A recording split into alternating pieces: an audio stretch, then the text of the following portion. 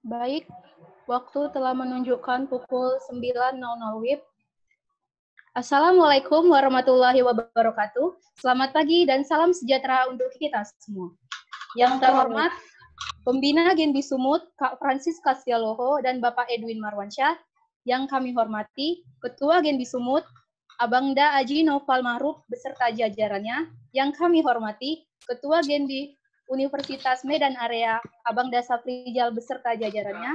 Yang kami hormati, para pemateri yang telah bergabung di acara pada pagi hari ini, dan yang kami hormati, yang kami hormati seluruh peserta, baik dari Fakultas Hukum maupun dari berbagai lintas jurusan di Universitas Medan Area maupun di berbagai universitas yang ada di Indonesia.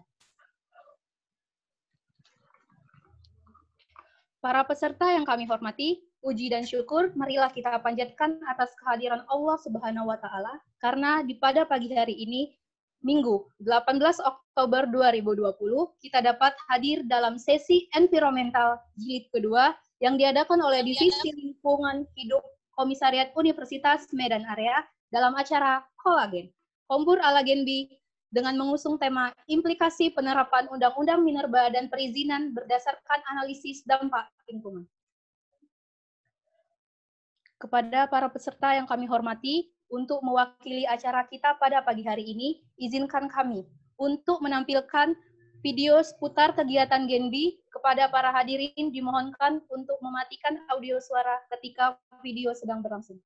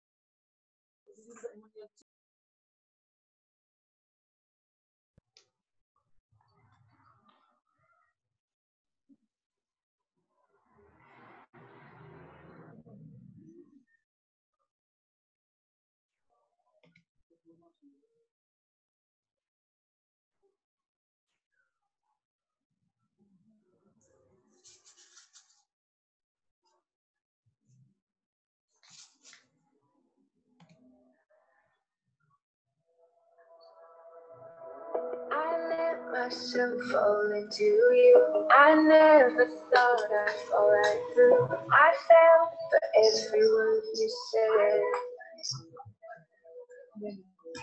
You made me feel like needed you and forced my heart to think it's true. But I found I'm powerless with you. Now I don't need your wings to fly. No, I don't need a hand to hold in mine this time. You held me down, but I broke free. I found the love inside of me. Now I don't need a hero to survive. 'Cause I always gave my life.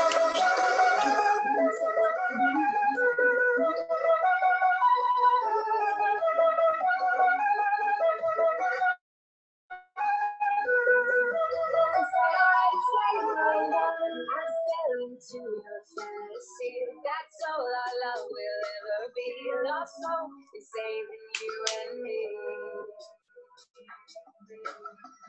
You think I'm lost, falling apart, but you and I just made stronger heart. My life is just about to start. Don't need your wings to fly. No, I don't need a hand to hold in mine this time. You held me down, but I broke free. I found the love inside of me. Now I don't need you to survive, 'cause I already saved my life. Already saved my life. I already saved my life. Already saved my life. Already saved my life.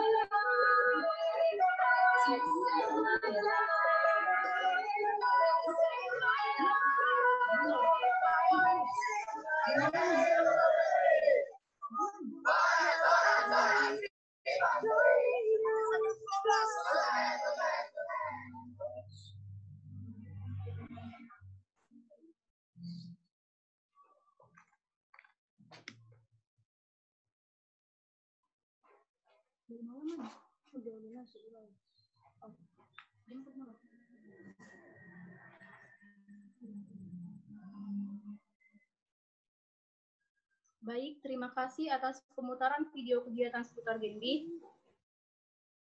Para peserta yang kami hormati, selanjutnya ialah kata sambutan dari Ketua Genbi Komisariat Universitas Medan Area kepada Abang Dasafrijal, dipersilakan.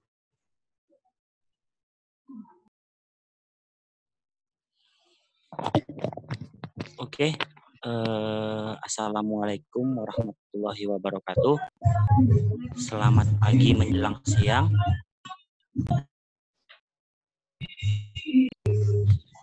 Selamat bergabung, saya ucapkan peserta webinar kolagen Kombur ala Genbi dengan topik implikasi penerapan Undang-Undang Minerba dan perizinan berdasarkan analisis dampak lingkungan pada hari ini. Pertama-tama, saya ucapkan puji syukur atas kehadirat Allah Subhanahu wa Ta'ala, Tuhan Yang Maha Esa, di mana dalam kesempatan ini kita dapat mengikuti acara webinar dengan yang diselenggarakan oleh Divisi Lingkungan Hidup Komisariat Universitas Medan Area. Saya ucapkan terima kasih yang sebesar-besarnya kepada Ibu Dr. Aulia Rosa Nasution, SHMH, dan Ibu Mahalia Nola Pohan, SHMKN, selaku pemateri pada hari ini. Saya yakin dan percaya bahwa peserta pada hari ini akan mendapatkan banyak sekali pengalaman tentang bagaimana implikasi penerapan Undang-Undang Minerba dan perizinan berdasarkan analisis dampak lingkungan.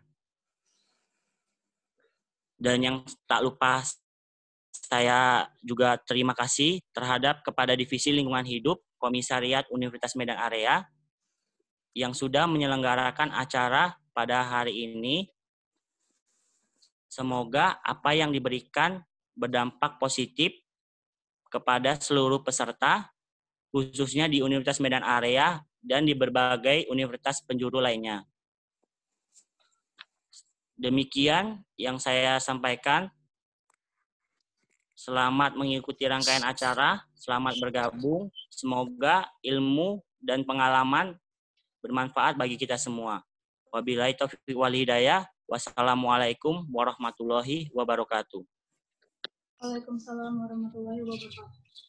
Terima kasih atas kata sambutan dari Abang Safrijal sebagai Ketua Genpi Komisariat Universitas Medan Raya. Selanjutnya, para peserta yang berbahagia, selanjutnya akan kita simak dan dengarkan bersama sambutan dan sekaligus pembuka acara kita pada pagi hari ini kepada yang terhormat Ketua Genbi Sumut, Abangda Haji Noval Mahruf, dipersilakan.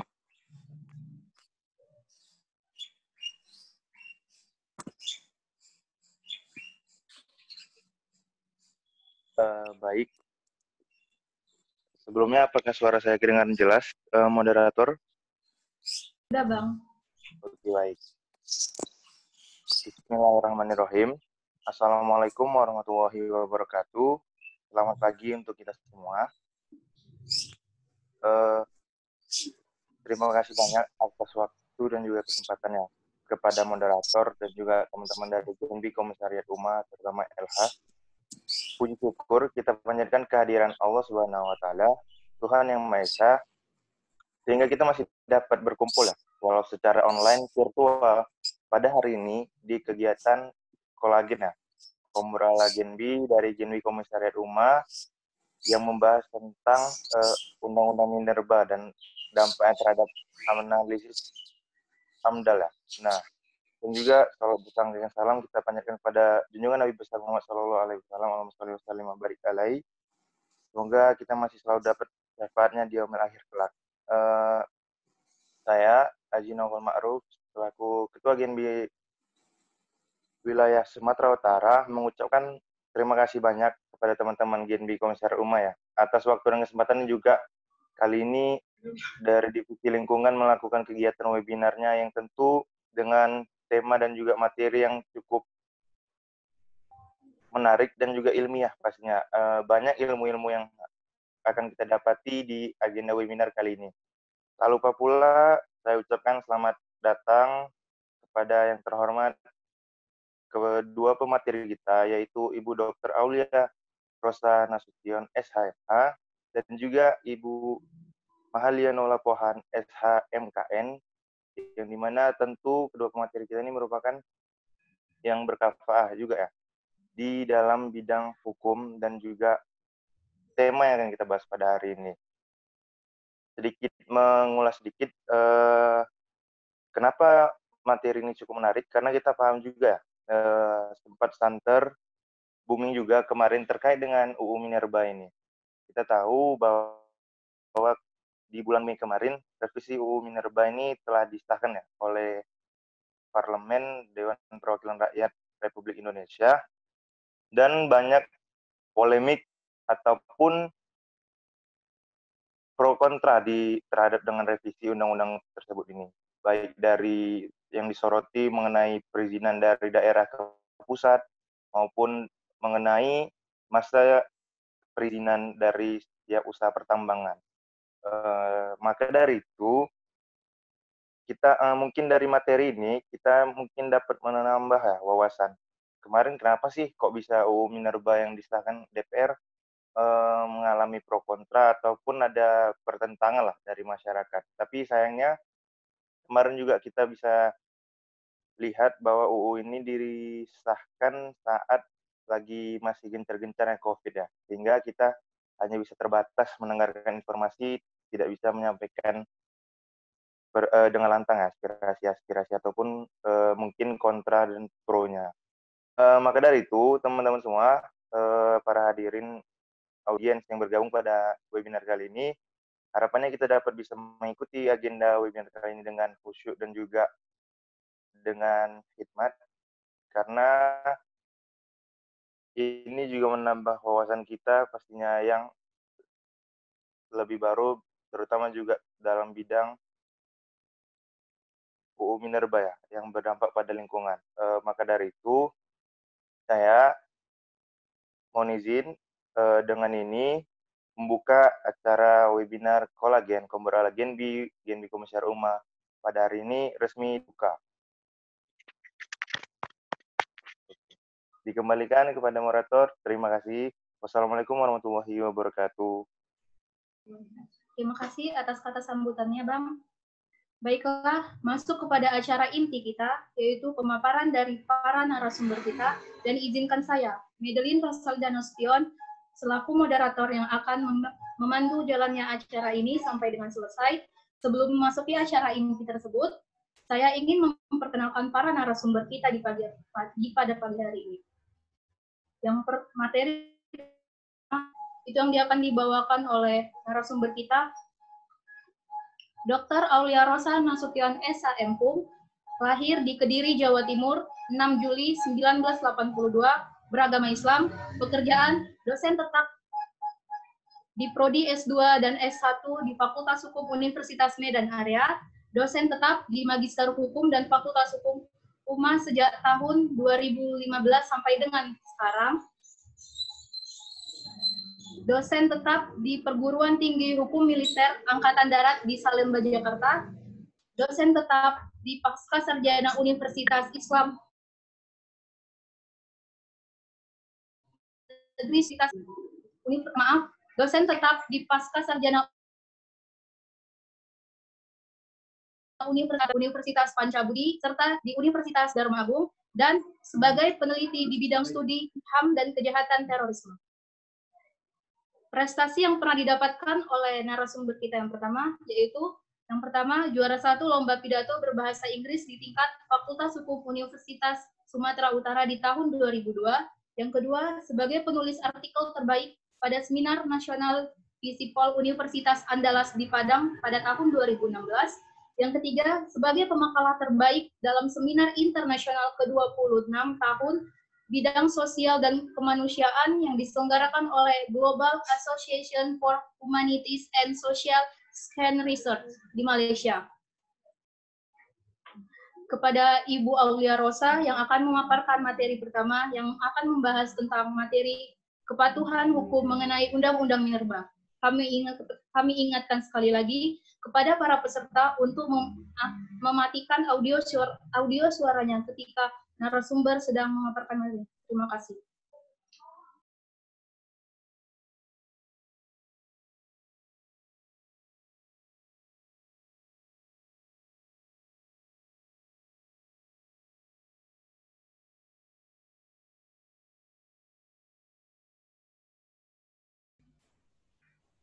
Assalamualaikum warahmatullahi wabarakatuh. Waalaikumsalam warahmatullahi wabarakatuh. Waalaikumsalam warahmatullahi wabarakatuh. Maaf sebelumnya saya cek dulu apakah suara saya terdengar. Terdengar, Bu. Baik. Selamat pagi, salam sejahtera bagi kita semuanya. Saya mengucapkan terima kasih atas waktu yang diberikan dari Genbi. Sebelumnya saya ingin menyapa semua peserta yang hadir di sini. Saya ingin juga menyapa Bu Nola. Selamat pagi Bu Nola. Alhamdulillah hari ini kita diberi kesempatan untuk bisa memaparkan materi hari ini mengenai RUU Minerba. Juga selamat pagi buat adik-adik panitia yang sudah hadir dalam acara kegiatan kita pagi hari ini yang berkaitan dengan Undang-Undang Minerba. Karena ini acaranya daring, maka saya izin sebelumnya mungkin nanti ketika saya memaparkan slide, mungkin dari pihak panitia bisa memberi kesempatan saya sebagai host agar bisa men-sharing slide yang akan saya paparkan untuk adik-adik. Saya permisi dulu share screen kalau begitu ya. Kira-kira sudah bisa ya Madeline ya? Sudah, Bu. Oke, ini saya coba dulu ya.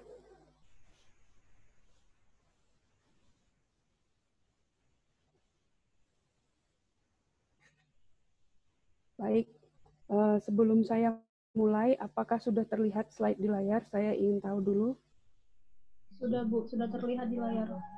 Ya, baik.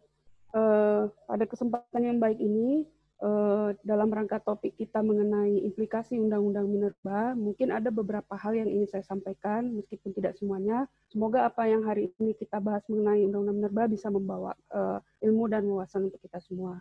Sebelumnya, karena di sini juga sebagian besar mungkin tidak hanya dari siswa UMA, izinkan saya memperkenalkan diri. Nama saya Dr. Aulia Rosa Nasution. Saya adalah dosen pengajar di Magister Hukum dan Fakultas Hukum Universitas Medan Area. Mungkin tadi saya koreksi sedikit dari moderator, kalau untuk dosen tetap, saya tetap berbasis di UMA, selebihnya saya dosen tidak tetap di beberapa perguruan tinggi swasta yang ada di Jakarta maupun di Medan, di Sumatera Utara. Kebetulan memang selama saya mengajar di UMA, saya mendapat tugas untuk mengajar hukum lingkungan, dan hari ini sangat cocok sekali dengan topik kita, yaitu membahas mengenai minerba, atau yang berasal dari kata-kata mineral dan batu bara. Nah, kalau kita lihat di sini, sebenarnya kalau kita berbicara mengenai minerba, sebenarnya itu ada kaitannya dengan pertambangan, juga dengan ilmu pertambangan. Meskipun kita nggak akan menjelaskan secara teknis di sini bagaimana pertambangan itu, tapi paling tidak kita paham bahwa yang namanya pertambangan itu ada suatu proses untuk menggali suatu cadangan tambang yang berada dalam tanah. Jadi intinya sebenarnya di sini kita bicara minerba itu berkaitan dengan proses untuk menggali sebuah tambang untuk mendapatkan suatu produksi yang nilainya ekonomis dan bermanfaat untuk masyarakat. Nah, kemudian kalau kita lihat di sini sebenarnya kalau kita bicara mengenai tambang itu sangat berkaitan sekali dengan pemberian izin usaha pertambangan. Jadi izin ini diberikan tidak hanya kepada perusahaan tetapi juga kepada orang perorangan yang diberikan oleh pemerintah dalam rangka untuk melaksanakan kegiatan pertambangan. Makanya dikatakan sebagai izin usaha pertambangan. Nah, ini kenapa bisa demikian? Kita tahu bahwasanya Undang-Undang Minerba itu dirumuskan di dalam Undang-Undang Nomor 4 Tahun 2009, makanya dinamakan Undang-Undang mengenai pertambangan mineral dan batu bara. Dan dalam perkembangannya, semua kegiatan perizinan yang berkaitan dengan kegiatan pertambangan harus diberikan yang namanya izin usaha pertambangan atau saya singkat di sini IUP. Dan IUP ini sangat penting sebab apabila IUP ini tidak ada, maka yang namanya kegiatan pertambangan ataupun eksplorasi tambang itu tidak bisa dilaksanakan. Jadi harus ada izin dulu, baru kegiatan tambang itu bisa dilaksanakan. Nah, kalau kita lihat di sini, di dalam pasal 36, di dalam Undang-Undang Nomor 4 Tahun 2009 tentang minerba, IUP itu sendiri ada dua, ya, ada yang sifatnya eksplorasi dan ada yang operasi produksi. Kalau IUP eksplorasi itu berarti pemberian izin tahap pertama, meliputi kegiatan penyelidikan umum, eksplorasi, dan kelayakan. Sementara IUP operasi produksi itu adalah izin atas kegiatan penambangan, pengolahan, pemurnian, pengangkatan, dan juga penjualan, dan diberikan dalam jangka waktu tertentu misalnya. Jadi di sini sebelum dilakukan IUP operasi produksi, sebelumnya itu adalah IUP eksplorasi. Nah, kalau kita lihat di sini, sebenarnya siapa sih yang paling berwenang di dalam memberikan IUP? Tidak sembarang orang. Yang berhak untuk memberikan izin usaha pertambangan ini hanya beberapa pihak seperti bupati atau wali kota, kemudian gubernur dan juga menteri. Dalam hal ini adalah Kementerian Energi dan Sumber Daya Mineral atau ESDM. Dan bagaimana sebenarnya cara prosedur untuk mendapatkan IUP? Di sini ada beberapa tahap. Jadi pemberian wilayah izin usaha pertambangan itu harus dilakukan sesuai dengan prosedur lelang, sesuai persyaratan administratif. Kedua, juga ini hanya dapat dilakukan apabila telah memenuhi syarat-syarat yang terkait dengan administratif, teknis, lingkungan, dan juga finansial. Nah, di sini kita lihat di slide ini beberapa persyaratan yang harus dipenuhi ketika suatu rencana kegiatan usaha yang berkaitan dengan tambang akan dilakukan, harus memenuhi syarat administratif, syarat teknis, syarat lingkungan, dan juga syarat finansial. Kemudian kita lihat di sini, bagaimana cara prosedur administratif untuk memperoleh IUP ini ada dua. Khusus IUP yang sifatnya mineral, logam, dan batu bara, maka yang harus dikeluarkan adalah, atau yang harus diajukan adalah surat permohonan, susunan direksi, dan surat keterangan domisili. Tapi kalau untuk IUP mineral yang bukan logam dan batu bara, yang dilampirkan adalah surat permohonan, profil badan usaha, akta pendirian, NPWP, susunan direksi, dan surat keterangan diri. Saya tidak akan membahas secara teknis, mungkin untuk hal yang sifatnya teknis dan perizinan nanti akan dijelaskan oleh Bu Nola. Tapi paling tidak kita di sini memahami bahwa IUP ini nanti berkaitan dengan masalah kasus-kasus minerba dan juga latar belakang pemberian IUP ini sebenarnya kenapa? Karena adanya keinginan negara dalam rangka mendukung perekonomian nasional. Kita tahu bahwasannya secara konstitusional berkaitan dengan kesejahteraan rakyat itu sudah diatur di dalam pasal 33 Undang-Undang Dasar 45, yang mana dalam bunyi pasal itu dikatakan bahwa cabang-cabang produksi yang penting bagi negara yang menguasai hajat hidup orang banyak itu jelas dikuasai oleh negara. Dan di ayat 3 juga dijelaskan bumi, air, dan kekayaan alam yang terkandung di dalamnya dikuasai oleh negara dan dipergunakan sebesar-besarnya untuk kemakmuran rakyat. Jadi artinya apa?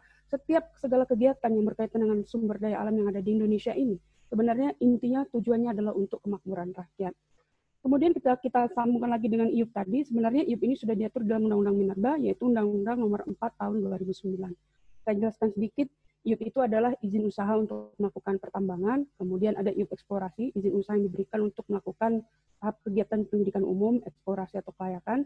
Setelah itu baru dilakukan operasi produksi. Jadi kalau izin usaha operasi produksi itu adalah izin yang diberikan setelah selesai melakukan IUP eksplorasi. Baru ada juga yang namanya izin pertambangan rakyat, yaitu izin untuk melaksanakan pertambangan dengan luas wilayah dan investasi. Ada juga IUP khusus eksplorasi dan juga ada IUP khusus operasi produksi. IUP khusus eksplorasi itu di sini izin usaha yang diberikan untuk melakukan tahapan pendidikan umum, eksplorasi, dan studi kelayakan. Sementara kalau IUP khusus operasi produksi itu IUP yang diberikan setelah selesai pelaksanaan eksplorasi untuk melakukan kegiatan selanjutnya di wilayah pertambangan khusus.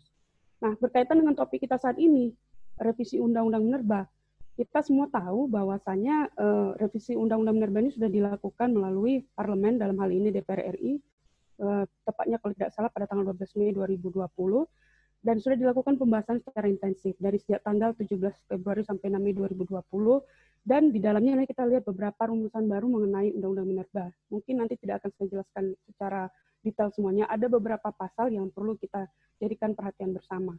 Tapi kita perlu mengetahui latar belakang kenapa dilakukan revisi Undang-Undang Minerba, karena sebenarnya Undang-Undang Minerba itu sendiri belum mampu menjawab perkembangan, permasalahan, dan kebutuhan hukum di negara kita, khususnya yang berkaitan dengan kegiatan pertambangan. Makanya ini undang-undang ini sebenarnya sudah diajukan judicial review uji materi 4 kali, dan sudah diajukan untuk diuji, dan pada akhirnya revisi Minerba ini nanti kita lihat akan mengubah beberapa pasal yang akhirnya nanti juga mengubah ketentuan dari yang lama ke dalam ketentuan yang baru yang belum ada sebelumnya. Nah, di sini kalau kita lihat di slide, ada beberapa hal penting yang terkait revisi Undang-Undang Minerba. Pertama, di sini bahwasanya penguasaan Minerba itu sendiri langsung dilakukan oleh pemerintah pusat, baik dalam kebijakannya, pengaturannya, pengurusannya, pengelolaan, dan pengawasannya itu semua berada dalam wewenang pemerintah pusat. Nah, pemerintah pusat juga memiliki kewenangan untuk menetapkan berapa jumlah produksi penjualan, terkait juga dengan mineral logam, mineral bukan logam, dan juga batu bara. Kemudian juga di sini disepakati bahwa pemerintah pusat dan pemerintah daerah tidak melakukan perubahan pemanfaatan ruang. Artinya apa? Bahwasanya nanti ketika melaksanakan kegiatan usaha pertambangan, tidak boleh wilayah itu sampai berubah dari fungsinya sebagaimana mestinya. Nah, itu yang harus diberikan jaminan itu kepada masyarakat, sehingga masyarakat tidak merasa terganggu dengan adanya rencana kegiatan usaha pertambangan. Kemudian juga perubahannya di sini kita lihat terkait wilayah pertambangan rakyat. Kalau sebelumnya luas yang diberikan itu 25 hektar, maka sekarang menjadi 100 hektar dan kedalamannya diberikan maksimal 100 meter.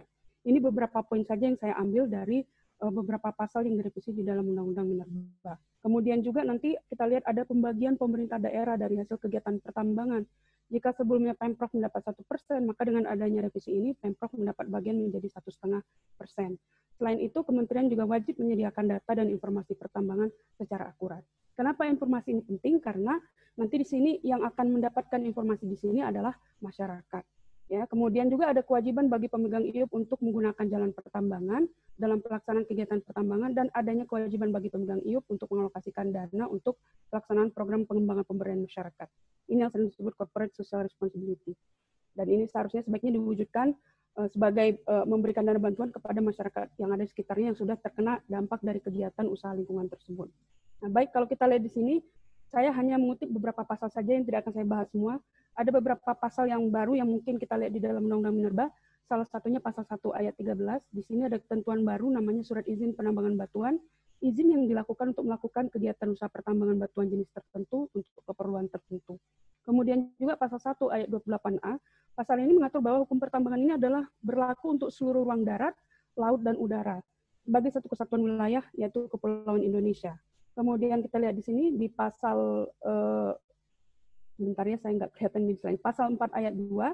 Di pasal 4 ayat 2 di sini mengatur bahwa penguasaan minerba ini diselenggarakan oleh pemerintah pusat. Dan juga di pasal 42 dan pasal 42A, nanti kalau kita lihat di sini, pasal ini dianggap mempermudah pengusaha untuk mendapatkan pertambangan mineral dan batu bara dan untuk menguasai lahan dalam jangka waktu yang lama untuk keperluan eksplorasi. Kemudian juga dihapusnya pasal 165 Undang-Undang yang lama. Pasal 165 Undang-Undang Minerba yang lama di sini membuat sanksi pidana bagi pejabat yang melakukan korupsi atas izin usaha pertambangan, izin pertambangan rakyat, dan izin pertambangan khusus. Nah, di sini yang mungkin kita lihat nanti pasal ini sebenarnya bisa membuka celah terhadap terjadinya tindak pidana korupsi, ya. Kemudian juga pasal 169A, pasal ini mengatur tentang perpanjangan kontrak karya terkait dengan perjanjian karya pengusahaan batu bara tanpa melalui lelang.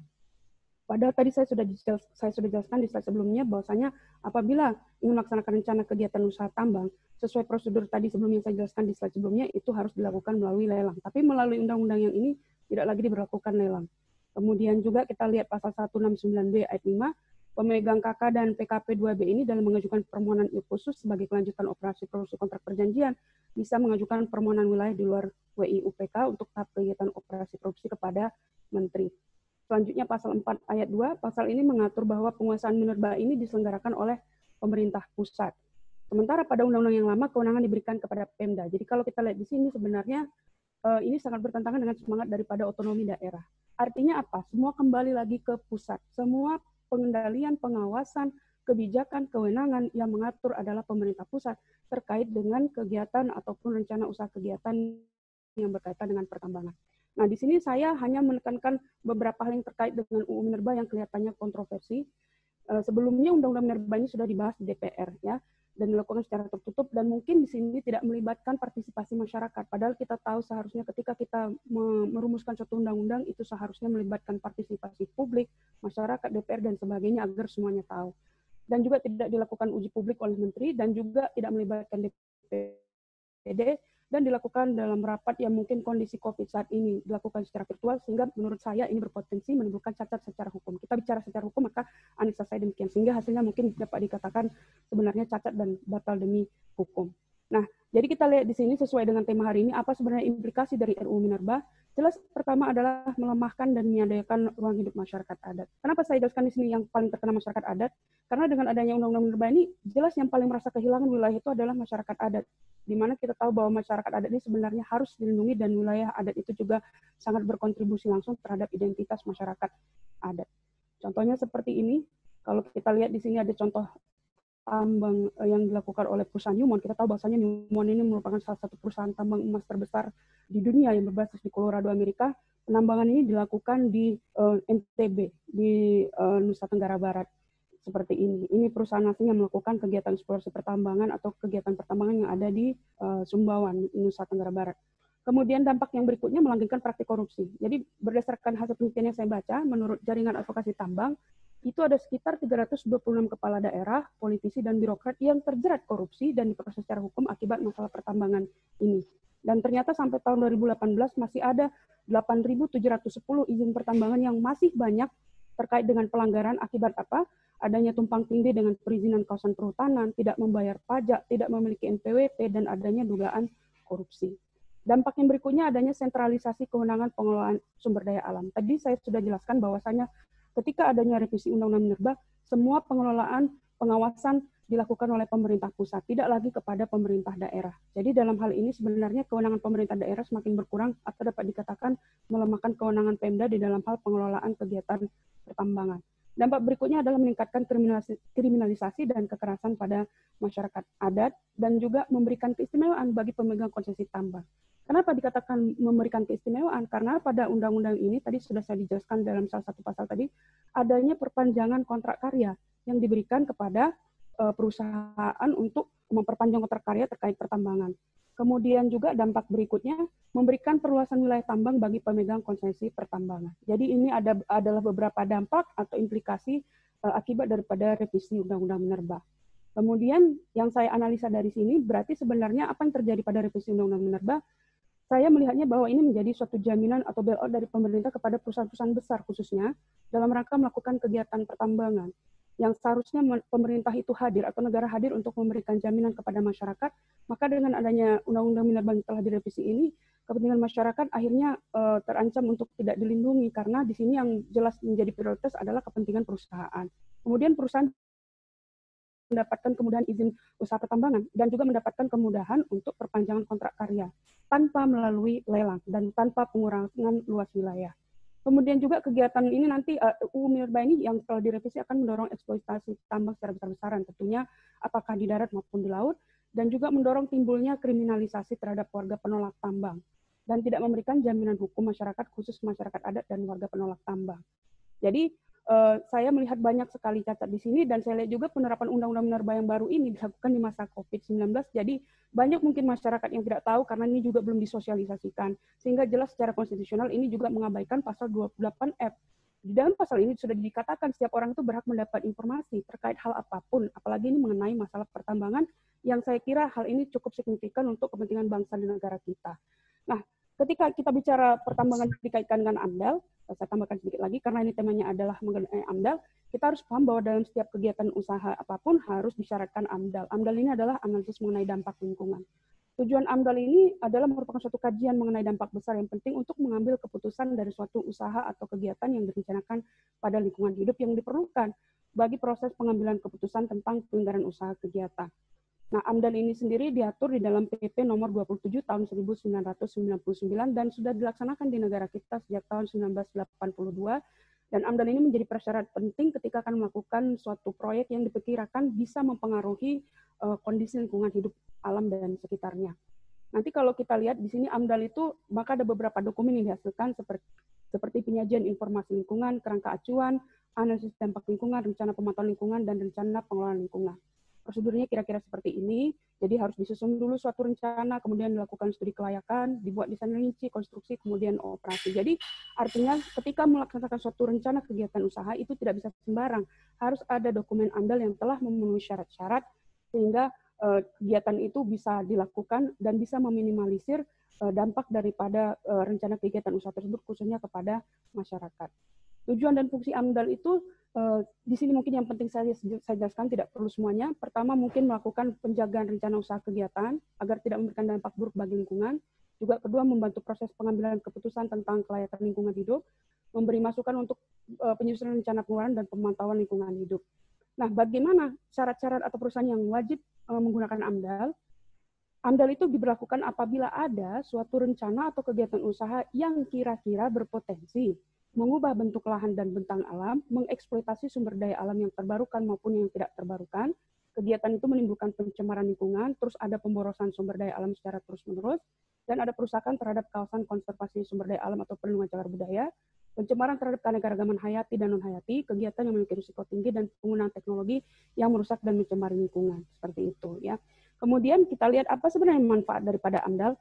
Manfaat AMDAL ini khususnya bagi pemerintah jelas untuk meminimalisir perusakan dan pencemaran lingkungan, juga menghindari konflik dengan masyarakat, dan juga merupakan perwujudan tanggung jawab pemerintah di dalam pengelolaan lingkungan hidup.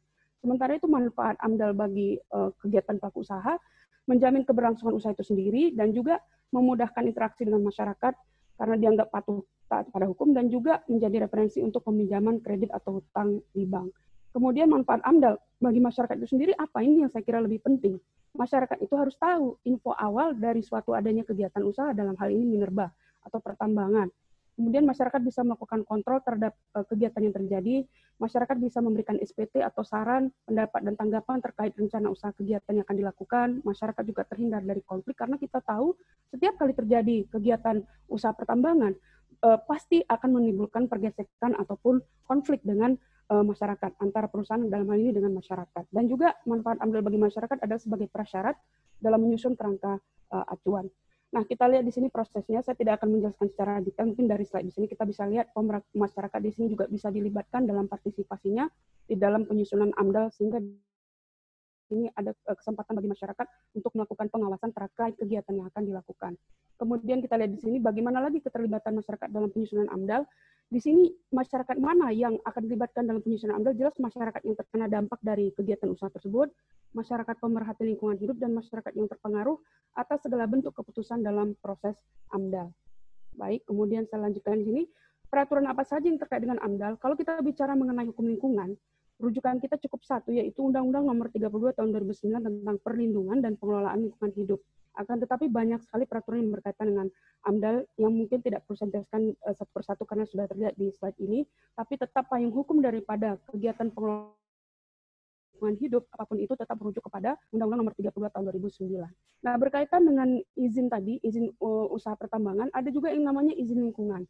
Izin lingkungan ini diatur di dalam Undang-Undang Lingkungan Hidup. Izin lingkungan ini maksudnya izin yang diberikan kepada setiap orang untuk melakukan usaha atau kegiatan yang wajib AMDAL dalam rangka perlindungan dan pengelolaan lingkungan hidup. Jadi sebenarnya izin lingkungan ini lebih kepada untuk memberikan perlindungan kepada lingkungan hidup.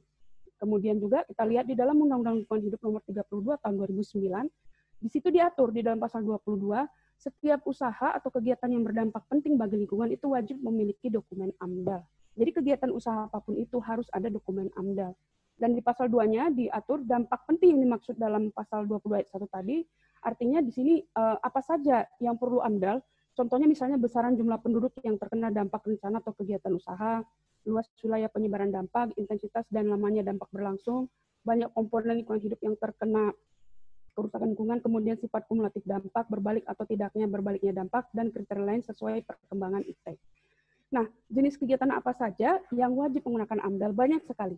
Tapi perlu saya tekankan, tidak semua kegiatan harus menggunakan AMDAL. Kegiatan-kegiatan yang wajib AMDAL adalah kegiatan-kegiatan seperti yang berkaitan dengan pertahanan, pertanian, perikanan, kehutanan, perhubungan, teknologi satelit, perindustrian, pekerjaan umum, sumber daya energi dan mineral, pariwisata, pengembangan nuklir, pengelolaan limbah, rekayasa genetika, reklamasi pantai, pembangunan pabrik. Ini adalah beberapa contoh kegiatan yang diwajibkan untuk menggunakan AMDAL. Nah, bagaimana sanksi yang diberikan kepada perusahaan yang tidak melaksanakan AMDAL? Padahal ini tadi sudah diatur dalam undang-undang bahwa setiap perusahaan itu harus menggunakan AMDAL. Maka di sini kita lihat di dalam pasal 109 ayat 1 Undang-Undang Pengelolaan Lingkungan Hidup, bahwa setiap orang yang melakukan usaha kegiatan tambang tanpa adanya izin lingkungan yang diberikan, maka bisa dipidana dengan penjara paling singkat 1 tahun dan lama 3 tahun, dan denda paling sedikit 1 miliar dan paling banyak 3 miliar. Dan juga sanksi bagi perusahaan yang tidak melaksanakan AMDAL juga di sini di dalam pasal 111 ayat 2 di dalam Undang-Undang Pengelolaan Lingkungan Hidup, bahwa pejabat pemberi usaha dan atau kegiatan yang menerbitkan usaha dan atau kegiatan tanpa dilengkapi dengan izin lingkungan, sebagaimana yang diatur dalam pasal 40 ayat 1, bisa dipidana dengan penjara paling lama 3 tahun dan denda paling banyak 3 miliar rupiah. Jadi kalau kita lihat di sini sebenarnya sanksi yang diberikan kepada kegiatan usaha yang tidak melaksanakan atau tidak menggunakan AMDAL itu cukup besar dengan denda sampai 3 miliar dan juga bisa dengan sanksi pidana berupa pidana penjara. Jadi apa sebenarnya peran AMDAL bagi lingkungan? Karena tema kita hari ini berkaitan dengan AMDAL. AMDAL ini tentu akan sangat bermanfaat bagi perencanaan pembangunan wilayah, membantu proses keputusan tentang kelayakan lingkungan hidup dari suatu kegiatan usaha, dan juga memberikan saran terkait rencana usaha kegiatan dan memberikan informasi yang paling penting, khususnya kepada masyarakat tentang dampak yang ditimbulkan dari suatu rencana usaha kegiatan. Dan AMDAL juga bisa membantu pelaksanaan pembangunan berkelanjutan. Pembangunan berkelanjutan ini artinya apa? Bahwasanya kita melakukan kegiatan apapun hari ini itu efeknya, manfaatnya untuk masa yang akan datang, untuk 10-20 tahun yang akan datang. Apa yang kita kerjakan hari ini itu akan berefek pada 10-20 tahun masa yang akan datang. Sehingga kalau kita lakukan kegiatan hari ini sesuai dengan prosedur administratif, sesuai dengan hukum, sesuai dengan pedoman hukum lingkungan, kalau kita kerjakan dengan baik, tentu dampaknya baik juga untuk masa yang akan datang. Jadi dari hasil pemaparan saya tadi, saya menyimpulkan beberapa hal yang terkait dengan revisi Undang-Undang Minerba. Pertama, dalam saya Undang-Undang Minerba ini kemungkinan masih memiliki cacat hukum, di mana dalam proses penyusunannya mungkin tergesa-gesa, tidak melibatkan partisipasi publik, belum ada sosialisasi terhadap publik, sehingga perlu ditinjau kembali oleh pemerintah, DPR, masyarakat bersama secara komprehensif. Dan juga dengan revisi Undang-Undang Minerba, maka hak-hak dan identitas serta pengelolaan wilayah masyarakat adat khususnya di sini semakin berkurang dan mungkin akan meniadakan peran masyarakat adat. Karena itu perlu pengesahan RUU Masyarakat Adat agar dapat menimbulkan kepastian hukum khususnya kepada masyarakat adat. Dan AMDAL di sini merupakan studi kelayakan yang sangat baik dan diperlukan dalam setiap kegiatan rencana usaha dalam rangka apa? Sebagai bahan rencana pembangunan wilayah untuk membantu proses pengambilan keputusan terkait kelayakan lingkungan hidup, memberikan saran serta informasi yang penting terkait usaha kegiatan yang berdampak terhadap lingkungan hidup. Dan ini menjadi prasyarat wajib bagi setiap kegiatan usaha apapun terkait dengan pertambangan agar tidak mencemari dan merusak lingkungan sekitarnya. Nah, saran yang bisa saya sampaikan di sini, pertama mungkin pemerintah sebaiknya memperketat pemberian izin pertambangan kepada perusahaan, karena di sini yang beroperasi jelas perusahaan-perusahaan besar, apalagi perusahaan-perusahaan asing yang akan masuk ke negara kita, untuk meminimalisir pengerusakan lingkungan, karena kasihan sekali lingkungan ini juga memiliki hak asasi yang harus kita lindungi, yang harus kita jaga bersama. Kemudian pemerintah saya kira perlu memberikan jaminan kepada masyarakat terkait kegiatan pertambangan supaya tidak mengubah fungsi dari ruang yang dikelola khususnya masyarakat adat. Kemudian juga perlu adanya suatu pengaturan tata kelola pertambangan yang komprehensif, mulai dari rencana praproduksi sampai dengan kegiatan usahanya agar bisa berjalan dengan baik dan tidak menimbulkan dampak negatif bagi lingkungan hidup di sekitarnya, dan yang paling penting supaya tidak menimbulkan konflik dengan masyarakat. Dan yang terakhir, apabila dari revisi Undang-Undang Minerba ini masyarakat masih merasa dirugikan, maka saya kira langkah elegan yang paling baik ditempuh adalah kembali mengajukan uji materi atau judicial review ke MK untuk bisa memperoleh keadilan. Daripada kita demo-demo terus, lebih baik kita datang saja ke MK, kita uji materi, agar apa yang kita rasa kurang puas di situ terkait pasal-pasal yang direvisi, kita bisa sampaikan di lembaga yang semestinya, yaitu di Mahkamah Konstitusi melalui proses uji materi atau judicial review. Demikian mungkin hari ini yang bisa saya paparkan. Semoga ilmu mengenai minerba ini kiranya bisa bermanfaat untuk kita semua, dan mudah-mudahan pemahaman kita terhadap Undang-Undang Minerba semakin lebih baik ke depannya, dan mudah-mudahan saya doakan lingkungan hidup di Indonesia juga semakin tertata dengan baik, dan masyarakat tetap bisa mengontrol dan mengawasi apapun kegiatan yang berkaitan dengan rencana usaha kegiatan pertambangan khususnya. Demikian, Assalamualaikum warahmatullahi wabarakatuh. Waalaikumsalam. Waalaikumsalam warahmatullahi wabarakatuh. Terima kasih kepada Ibu Dr. Aulia Rosa Nasution S.A. M.Hum atas pemaparan materinya. Lanjut kepada materi kedua kita, yaitu kita perkenalkan narasumber kita, yaitu Mahalia Nolapohan, S.H.M.Kn, beragama Islam, pekerjaan sebagai dosen di Fakultas Hukum Universitas Medan Raya. Prestasi yang pernah diraih yaitu pernah menjadi asisten dari notaris Erwin Wahyu Purwanto. Pernah menjadi asisten notaris Erwin Wahyu Purwantoro di tahun 2013 sampai 2016 dan sebagai wanita penggiat sirkulasi kreasi perempuan Sirkawati. Kepada Ibu Mahalia Nolapohan, kami persilakan. Assalamualaikum warahmatullahi wabarakatuh. Selamat pagi dan salam sejahtera untuk kita semua. Waalaikumsalam pagi, Bu. Ya, sebelumnya saya ucapkan terima kasih karena telah diberi kesempatan ya oleh Genbi kepada saya untuk menjadi pemateri, dan juga salam hormat saya untuk Ibu Dr. Aulia Rosa ya Bu ya. Terima kasih atas materinya, cukup berguna ya Bu ya. Ini udah bisa kita share ya, Madeline ya?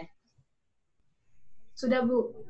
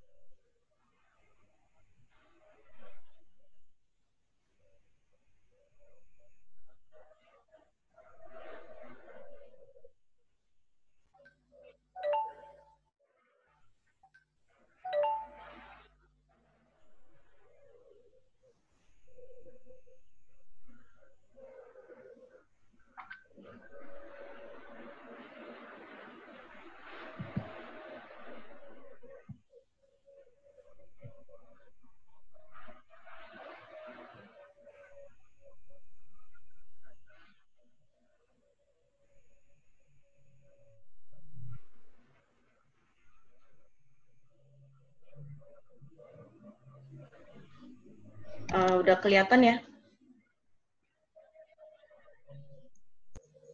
Belum kelihatan Bu materinya. Belum kelihatan ya?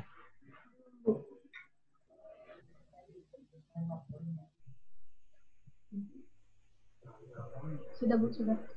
Udah ya? Udah, Bu. Oke. Materi yang kedua, yang lanjutan dari Ibu Aulia Rosa tadi, Ibu Aulia Rosa telah menerangkan tentang implementasi ya, bagaimana RUU Minerba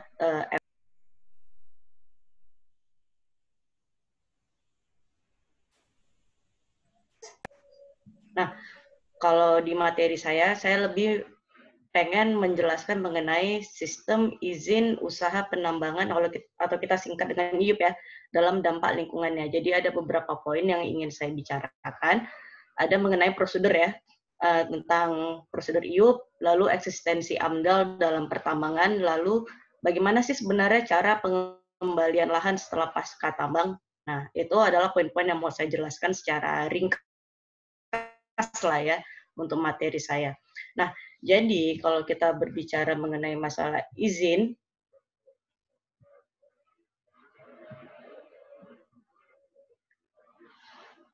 masih nampak kan slide-nya ya?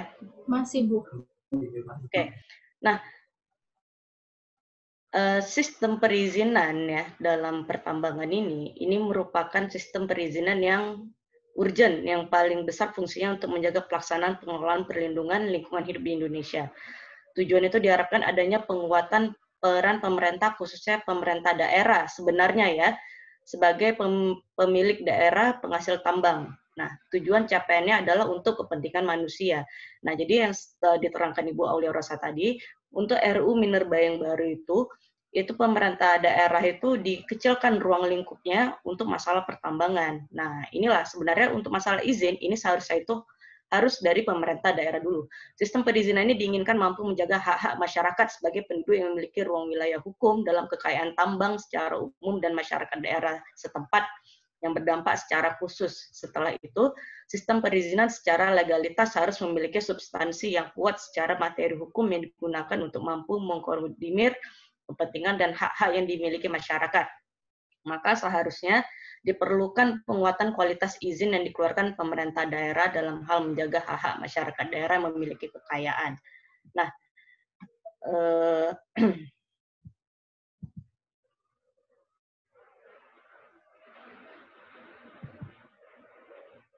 Nah, jadi kalau kita berbicara mengenai prosedur izin, ini banyak rentetannya ya. Ada peraturan menteri, ada PP ya, ada Undang-Undang Nomor 4 tahun 2009 tentang Minerba juga, ada juga mengenai PP Nomor 27 tahun 99 tentang AMDAL ya. Jadi yang saya ambil ini adalah permen yang paling baru atau peraturan menteri yang paling baru mengenai Nomor 11 tahun 2018 tentang tata cara pemberian wilayah perizinan dan pelaporan pada kegiatan usaha pertambangan mineral dan batu bara. Izin usaha pertambangan itu dibagi, ini sudah diterangkan tadi ya sedikit, menjadi IUP ya, izin usaha pertambangan, dan IUP khusus, dan ada WUP merupakan wilayah izin usaha pertambangan.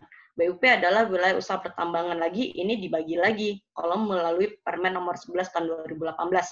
Ada wilayah usaha pertambangan radioaktif. Kalau radioaktif itu kan berarti nuklir ya. Nah, ini juga ada pembagiannya ya. Lalu ada WUP mineral logam, ada WUP batu bara, ada WUP mineral bukan logam, berarti ini ada tanah, pasir dan segala macam. Lalu juga ada WUP batuan ya. Jadi yang namanya wilayah usaha pertambangan itu pun melalui Permen Nomor 11 tahun 2018 itu dibagi-bagi lagi. Jadi nggak satu wilayah dia untuk usaha pertambangan. Nah, WUP ini menurut Permen tadi harus ditetapkan oleh menteri, namun setelah ditentukan oleh gubernur berdasarkan koordinasi dari bupati atau wali kota. Jadi hampir sama seperti AMDAL ya. Kalaupun menteri yang mensahkan, ini harus tetap ditentukan oleh gubernur berdasarkan lagi koordinasi dari bupati atau wali kota. Jadi kita bisa melihat yang namanya pemerintah daerah di sini memang perannya sangat penting. Nah, makanya banyak kontroversi dari RUU Minerba yang baru karena semua mau dikembalikan kepada pusat. Nah, diperkecil lagi yang namanya ruang lingkup pemerintah daerah tadi. Nah, usaha pertambangan eksplorasi adalah izin yang diberikan untuk kegiatan penyelidikan umum ya, sebelum kita masuk prosedur ya. Eksplorasi dan studi kelayakan dalam rangka pertambangan menurut pasal 9 PP nomor 23 tahun 2010. Jadi sebelum peraturan menteri tadi ada lagi PP-nya tentang pelaksanaan kegiatan usaha pertambangan mineral dan batu bara.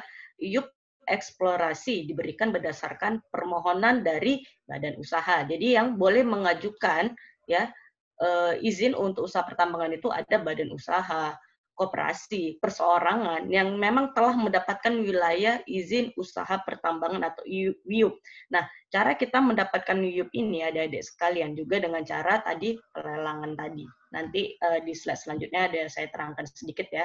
Nah, jangka waktu masing-masing IUP ya, izin usaha pertambangan eksplorasi tadi berbeda sesuai dengan jenis tambang yang ada pada wilayah tersebut. Nah, di pasal 42 Undang-Undang Nomor 4 tahun 2009 tentang Minerba mengatur bahwa IUP eksplorasi untuk pertambangan mineral logam dapat diberikan untuk jangka waktu paling lama 8 tahun, sedangkan untuk non-logam paling lama 3 tahun, dengan pengecualian terhadap non-logam jenis tertentu yang dapat diberikan IUP selama 7 tahun, untuk pertambangan batuan dapat diberikan IUP selama 3 tahun, dan 7 tahun untuk pertambangan batu bara. Dalam hal ini, kegiatan eksplorasi dan kegiatan studi kelayakan pemegang IUP eksplorasi mendapatkan mineral dan batu bara tergali wajib melaporkan kepada pemberi IUP.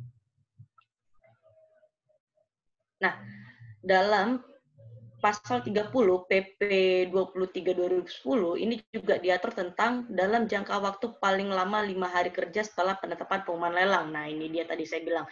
Jadi untuk para pengusaha ya, pengusaha, koperasi, badan usaha, koperasi, perorangan ya, untuk mendapatkan izin usaha pertambangan atau untuk mendapatkan wilayah izin usaha pertambangan itu harus melalui lelang ya. Pemenang lelang IUP mineral logam atau batu bara harus memohonkan IUP eksplorasi kepada menteri, gubernur, atau bupati. Ini apabila sudah menang ya si pelaku usahanya ya.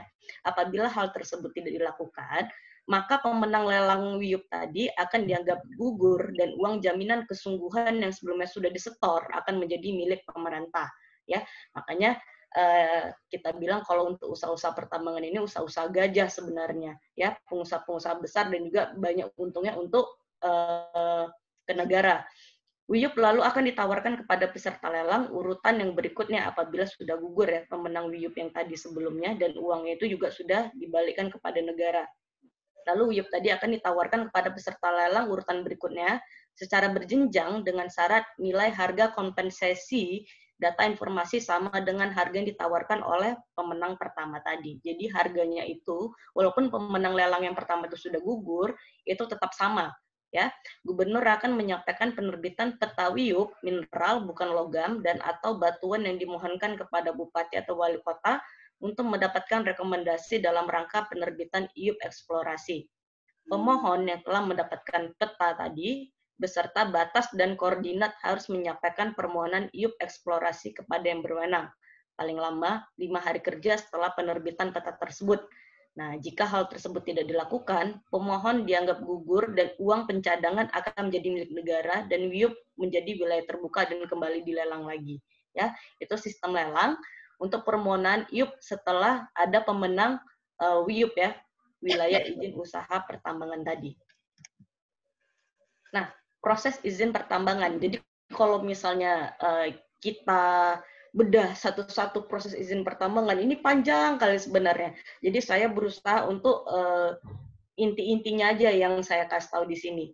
Ya, jadi di sini saya buat tentang proses izin pertambangan dari Kepmen tadi ya.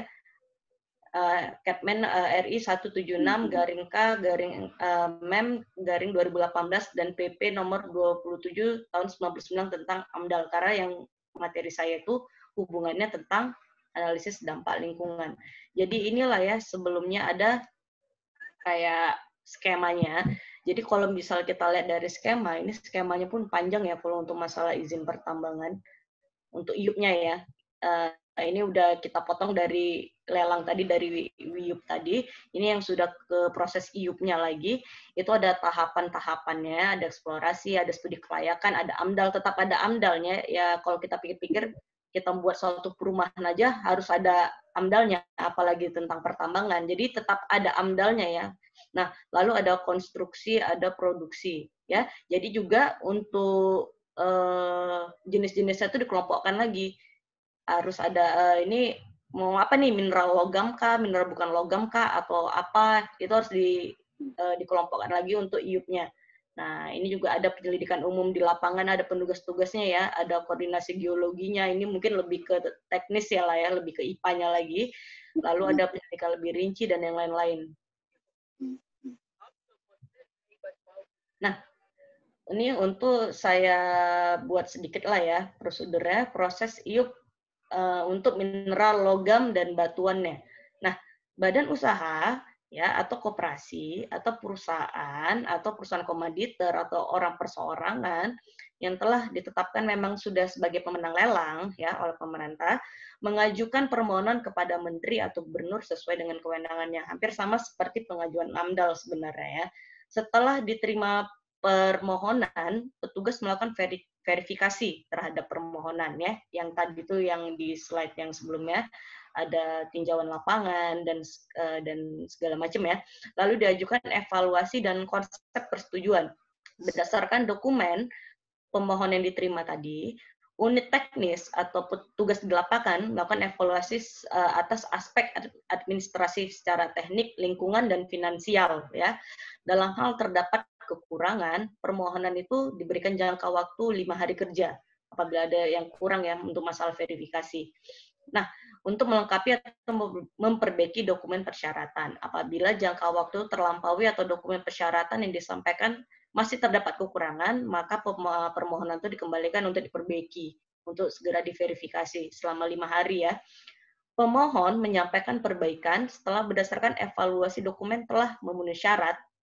Unit teknis tadi, jadi unit teknis tadi yang tetap memeriksa, menyiapkan konsep surat keputusan pemberian IUP eksplorasi oleh menteri atau gubernur sesuai dengan kewenangannya masing-masing ya. Nah, jadi apapun ceritanya izinnya itu dari menteri ya, tetap harus dengan koordinasi gubernur ataupun bupati dengan kewenangannya masing-masing ya. Nah, lalu surat keputusan IUP eksplorasi mineral atau batu bara ditandatangani oleh menteri atau gubernur sesuai dengan kewenangannya. Surat keputusan yang telah ditandatangani dilakukan penomoran dan penanggalan sesuai dengan tata naskah dinas masing-masing. Asli untuk pemohon dan salinan untuk arsip dan tembusan ya.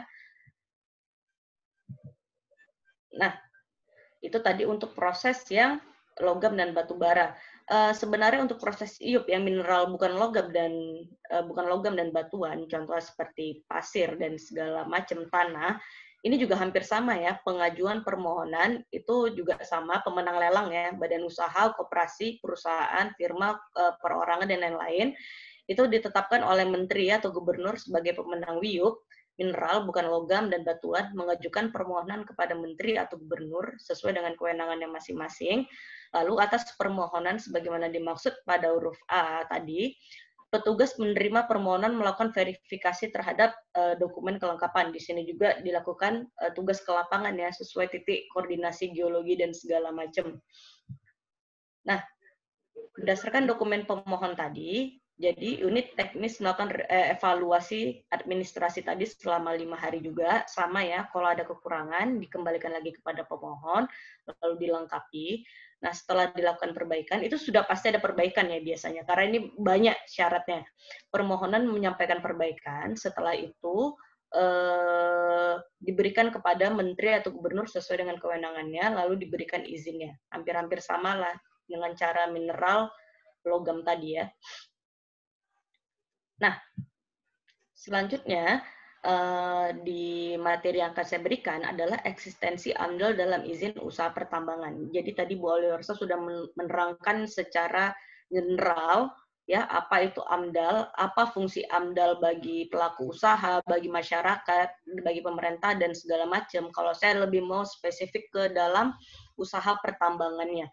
Jadi ya, adik-adikku sekalian, yang namanya usaha pertambangan itu tetap harus ada AMDAL-nya, analisis mengenai dampak lingkungan. Ya, ini harus tetap ada AMDAL-nya. Makanya seperti saya bilang, kita kalau mempunyai usaha perumahan aja harus pakai AMDAL. Ya, kalau dipikir-pikir perumahannya gitu ya. Ada rumah, ada tempat parkir dan segala macam, itu harus ada AMDAL-nya. Apalagi ini tentang izin usaha pertambangan, jelas harus ada AMDAL-nya. Ya, jadi dalam mengurus izin usaha pertambangan, tetap AMDAL tetap harus dikeluarkan terlebih dahulu. Ya, harus ditanya terlebih dahulu, ada nggak AMDAL-nya? Kok berani sih dia untuk membuka izin usaha pertambangan? Nah, itu dia ya. Dalam sistem perizinan kegiatan pertambangan, maka AMDAL ya adalah hal mutlak yang harus ada. Ya, harus posisi AMDAL dalam perizinan pertambangan adalah posisi buku pintar pertama kita bilang. di mana buku pintar pertama yang harus dimiliki oleh pemerintah sebelum fase pengelolaan izin adalah rencana tata ruang wilayah nasional dan Perda atau RT/RW. Dengan Perda RT/RW yang terintegrasi dan sinkron dengan rencana tata ruang wilayah dan rencana kegiatan tambang sesuai dengan peruntukan Perda RT/RW, maka baru bisa kita masuki tahap pengelolaan AMDAL. Jadi dalam izin usaha pertambangan, sebelum lagi kita masuk ke dalam AMDAL, ya adik-adikku sekalian, ini harus ada fase lagi namanya rencana tata ruang wilayah nasional. Dan ada perda dari RT/RW-nya lagi. Jadi bagaimana ya pentingnya yang namanya pemerintah daerah ini dalam mengelola izin usaha pertambangan. Kenapa? Karena harus ada perda dari RT/RW lagi, ya. Ada rencana tata ruang dan wilayah lagi. Nah, itu dia, ya. Dalam konteks kegiatan tambang, AMDAL akan menjadi tolak ukur yang mendasar secara spesifik. Ini juga fungsinya untuk pemerintah, ya. Tindak lanjut perizinan pertambangan tersebut, maka AMDAL tiap-tiap jenis kegiatan pertambangan akan memiliki analisa ilmiah yang berbeda-beda pula. AMDAL sebagai dasar pertama sistem perizinan pertambangan, ya. Jadi sebelum kita masuk, setelah kita masuk ke dalam rencana tata ruang daerah tadi, kita masuk ke AMDAL, ya, sebagai dasar pertama sistem perizinan pertambangan akan berpengaruh besar terhadap izin lingkungan yang akan dikeluarkan oleh pemerintah. Makanya saya bilang ini penting karena yang namanya setelah ya pasca izin usaha pertambangan, ini kan yang namanya lingkungan ini pasti rusak. Nah, seyogianya kayak gitu ya. Makanya itu perlu pentingnya ada RT/RW dari pemerintah daerah tadi, karena izinnya dia harus ngelihat lokasinya ini cocok nggak, lokasi A ini cocok nggak untuk menjadi izin usaha pertambangan dan segala macam. Itu kan pemerintah pusat nggak akan bisa handle ya, adikku sekalian semua. Nggak akan bisa, Indonesia ini besar sebesar-besarnya gitu lah ya. Nah, jadi harus ada RT/RW dari pemerintah daerah tadi, lalu barulah si AMDAL tadi. Boleh dikatakan AMDAL adalah keran utama penentu baik buruknya kualitas izin lingkungan dan izin kegiatan. Nah, ini contoh kasus ya di Bengkulu dengan penerapan AMDAL yang sembarangan untuk pertambangan. Ini salah satu contoh kecil aja lah ya. Di Indonesia saya rasa banyak sebenarnya untuk kasus pertambangan yang salah dalam penerapan AMDAL-nya. Saya cuma ngasih contoh satu kasus saja. Ini nggak usah saya buat-buat nama perusahaannya lah ya, konflik of interest juga nanti. Suatu perusahaan tambang batu bara yang terletak di wilayah Bengkulu Tengah, ini sudah beroperasi hampir selama 20 tahun ya. Ketika dilakukan penelitian terkait masalah dumping limbah ya, perusahaan. Jadi kalau misalnya perusahaan tambang itu ujung-ujungnya pasti dumping limbah ya ujung-ujungnya. Maka penulis menemukan kejanggalan yang sangat luar biasa teledornya. Izin ya dumping limbah tadi yang seharusnya dikeluarkan oleh Badan Lingkungan Hidup Kabupaten Bengkulu Tengah atas nama Kepala BLH Kabupaten Bengkulu Tengah malah dikeluarkan dengan atas nama salah satu sekretaris bidang di BLH tersebut. Nah, ini kan sudah yang namanya menyalahi administrasi ya. Nah, kenapa? Karena yang mengeluarkan itu atas nama sekretaris ya, bukan kepala BLH Kabupaten Bengkulu Tengah. Nah, ini dia salah satu contoh penerapan AMDAL yang sembarangan tadi. Karena ini untuk pertambangan loh. Nah, suatu usaha atau kegiatan pertambangan wajib mempunyai kajian mengenai dampak besar dan dampak penting yang akan timbul apabila usaha atau kegiatan itu dilakukan. Hasil dari kajian tersebut kemudian disertakan dalam perizinan usaha pertambangan. Apabila hasil kajian tersebut tidak disertakan, maka izin usaha tersebut tidak akan keluar, karena kajian tersebut merupakan syarat yang harus dipenuhi dalam perizinan suatu usaha atau kegiatan yang membawa dampak lingkungan. Nah, jadi ini juga, jadi suatu usaha kegiatan pertambangan itu wajib menerapkan ya, apa kira-kira dampak besar yang penting yang timbul apabila sudah lahir yang namanya si izin usaha pertambangan itu. Ya, makanya inilah pentingnya prinsip sustainable development ya, pembangunan berkelanjutan tadi. Jadi kita pelaku usaha itu tidak seharusnya asal-asalan dia membangun suatu usaha seperti pertambangan, tapi setelah pasca pertambangan itu tidak ada upaya yang dibuat untuk memulihkan si lingkungan tadi. Karena kan yang namanya pembangunan berkelanjutan itu kan apa yang kita pakai sekarang di tahun sekarang itu pasti bisa dipakai oleh generasi ke depannya sampai 10-20 tahun atau ke depannya. Ya. Nah, Mengingat dokumen dan studi AMDAL sangat penting, maka kajian setidaknya melalui beberapa tahap, dimulai dari proses penapisan wajib AMDAL, ya proses pengumuman, juga dilibatkan masyarakat, penyusunan dan penilaian baik itu dokumen KAMDAL dan yang lain-lain. Ini tadi sudah dijelaskan ya sama Bu Aulia Rosa. Nah, jadi yang lebih saya tekankan lagi untuk materi yang terakhir itu cara memperbaiki lahan setelah pasca pertambangan. Ini bagaimana caranya gitu. Tidak seharusnya namanya pelaku usaha itu semena-mena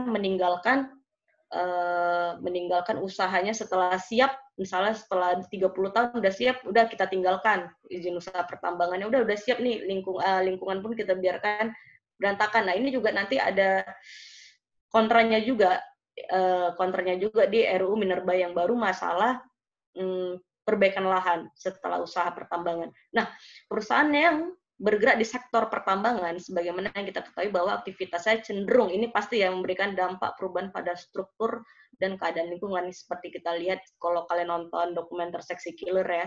Nah, itu kan yang seperti di Kalimantan tentang batu bara. Tapi ini bingung juga karena kalau misalnya perusahaan batu bara di Kalimantan itu nggak lahir, tidak ada listrik di Jawa. Nah, jadi kan bingung kita jadinya. Nah, tapi penerapannya itu juga efeknya setelah berdiri si perusahaan si batu bara tadi ini, banyak masyarakat yang akhirnya itu jadi yang lingkungannya rusak, ya, juga yang sungai tercemar dan segala macam. Yang lebih parahnya lagi juga banyak masyarakat yang akhirnya jadi sakit. Nah, karena efek-efek limbah tadi. Oke?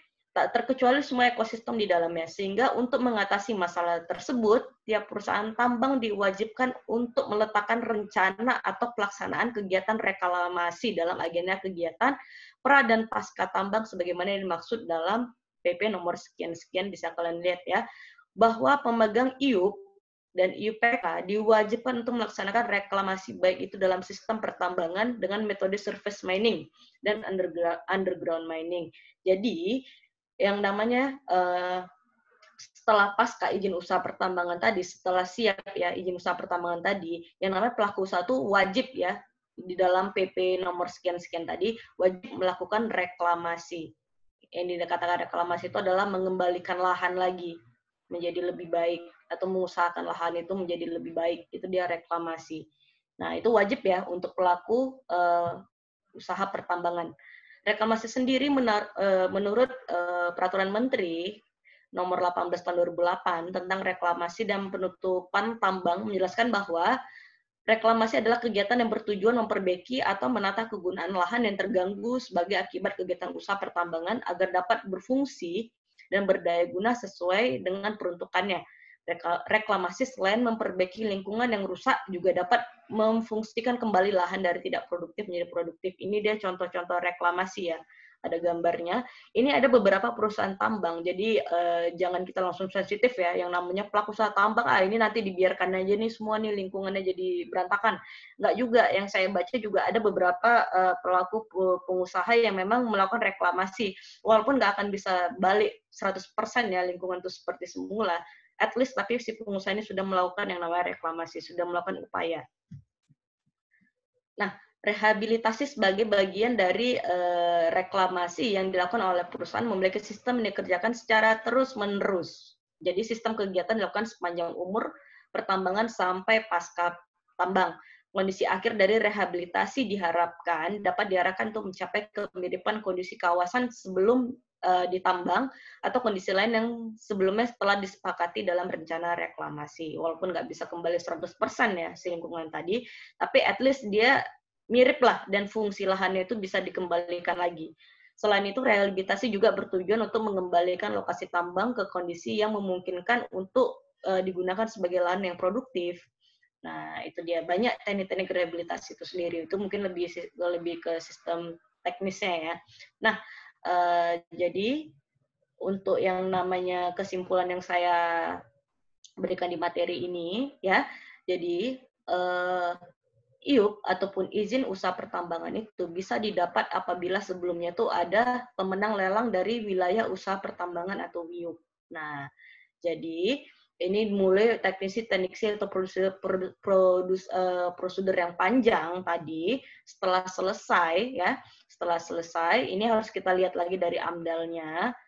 Jadi pelaku usaha itu wajib mempunyai AMDAL sebelum membuka yang namanya izin usaha pertambangan. Sebelum AMDAL ini keluar, harus ada RT RW dari perencanaan daerah dulu. Jadi pentingnya pemerintah daerah dalam hal izin usaha pertambangan, koordinasi dengan bupati, wali kota, akhirnya sampai izin diberikan menteri izin usaha pertambangan.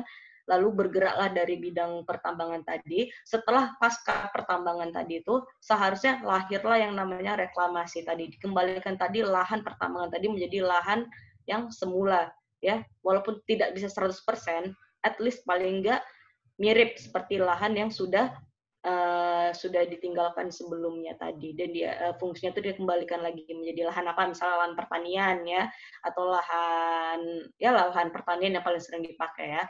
Nah, itu dia tadi. Itu dulu materi dari saya. Ya, saya kembalikan lagi ke moderator. Assalamualaikum warahmatullahi wabarakatuh. Selamat pagi. Pagi, Bu. Baik, terima kasih atas pemaparan materi dari Ibu Mahalia Nolapawan SHMKN. Baiklah, kita masuk ke dalam acara sesi hiburan yang dibawakan oleh salah satu mahasiswa berbakat dari Divisi Pendidikan, juga sekaligus sebagai salah satu penerima beasiswa Bank Indonesia di tahun 2019 sampai dengan 2020, kepada Cindy Sembiring, dipersilakan. Oke, perkenalkan nama saya Cindy Sembiring. Di sini saya akan menyanyikan lagu Laskar Pelangi yang dinyanyikan oleh Niji.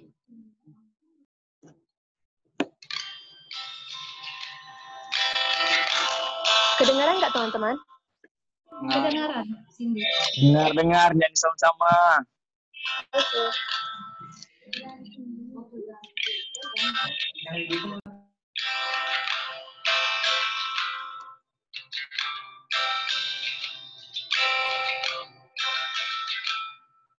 Mimpi adalah kunci untuk kita menaklukkan dunia berlari tanpa lelah sampai engkau meraihnya. Laskar Pelangi takkan terikat waktu, bebaskan mimpimu di angkasa, warnai bintang di jiwa. Menarilah dan terus tertawa, walau dunia tak seindah surga. Bersyukurlah pada yang kuasa cinta kita di dunia. Salam.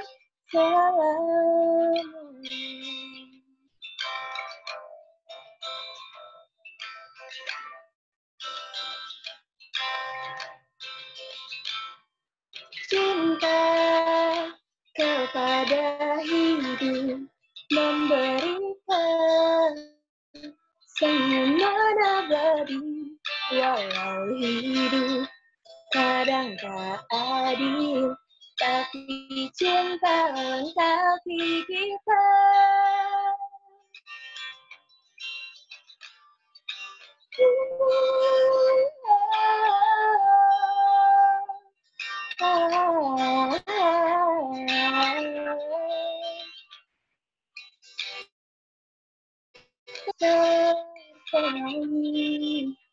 Akan terikat waktu, jangan berhenti mewarnai jutaan mimpi di bumi.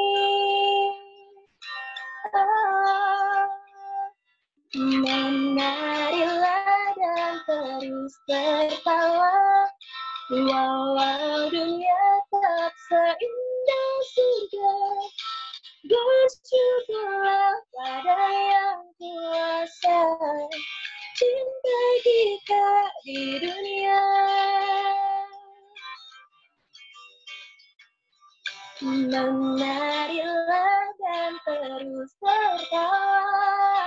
Walau dunia tak seindah surga, bersyukurlah pada yang kuasa. Cinta kita di dunia kau selamanya, selamanya.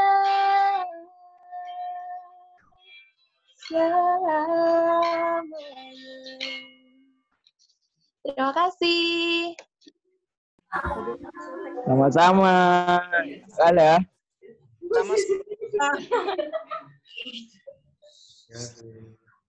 Baik, terima kasih atas penampilan dari Cindy Sembiring. Lanjut, kita pada sesi tanya jawab yang akan dibawakan oleh para pemateri. Bagi para peserta yang ingin bertanya, dipersilakan untuk menuliskan di room chat ataupun bisa melalui raise hand. Kepada para peserta, di sini sudah saya lihat ada beberapa yang bertanya. Saya ingin bertanya, Kak. Iya. Saya ingin bertanya.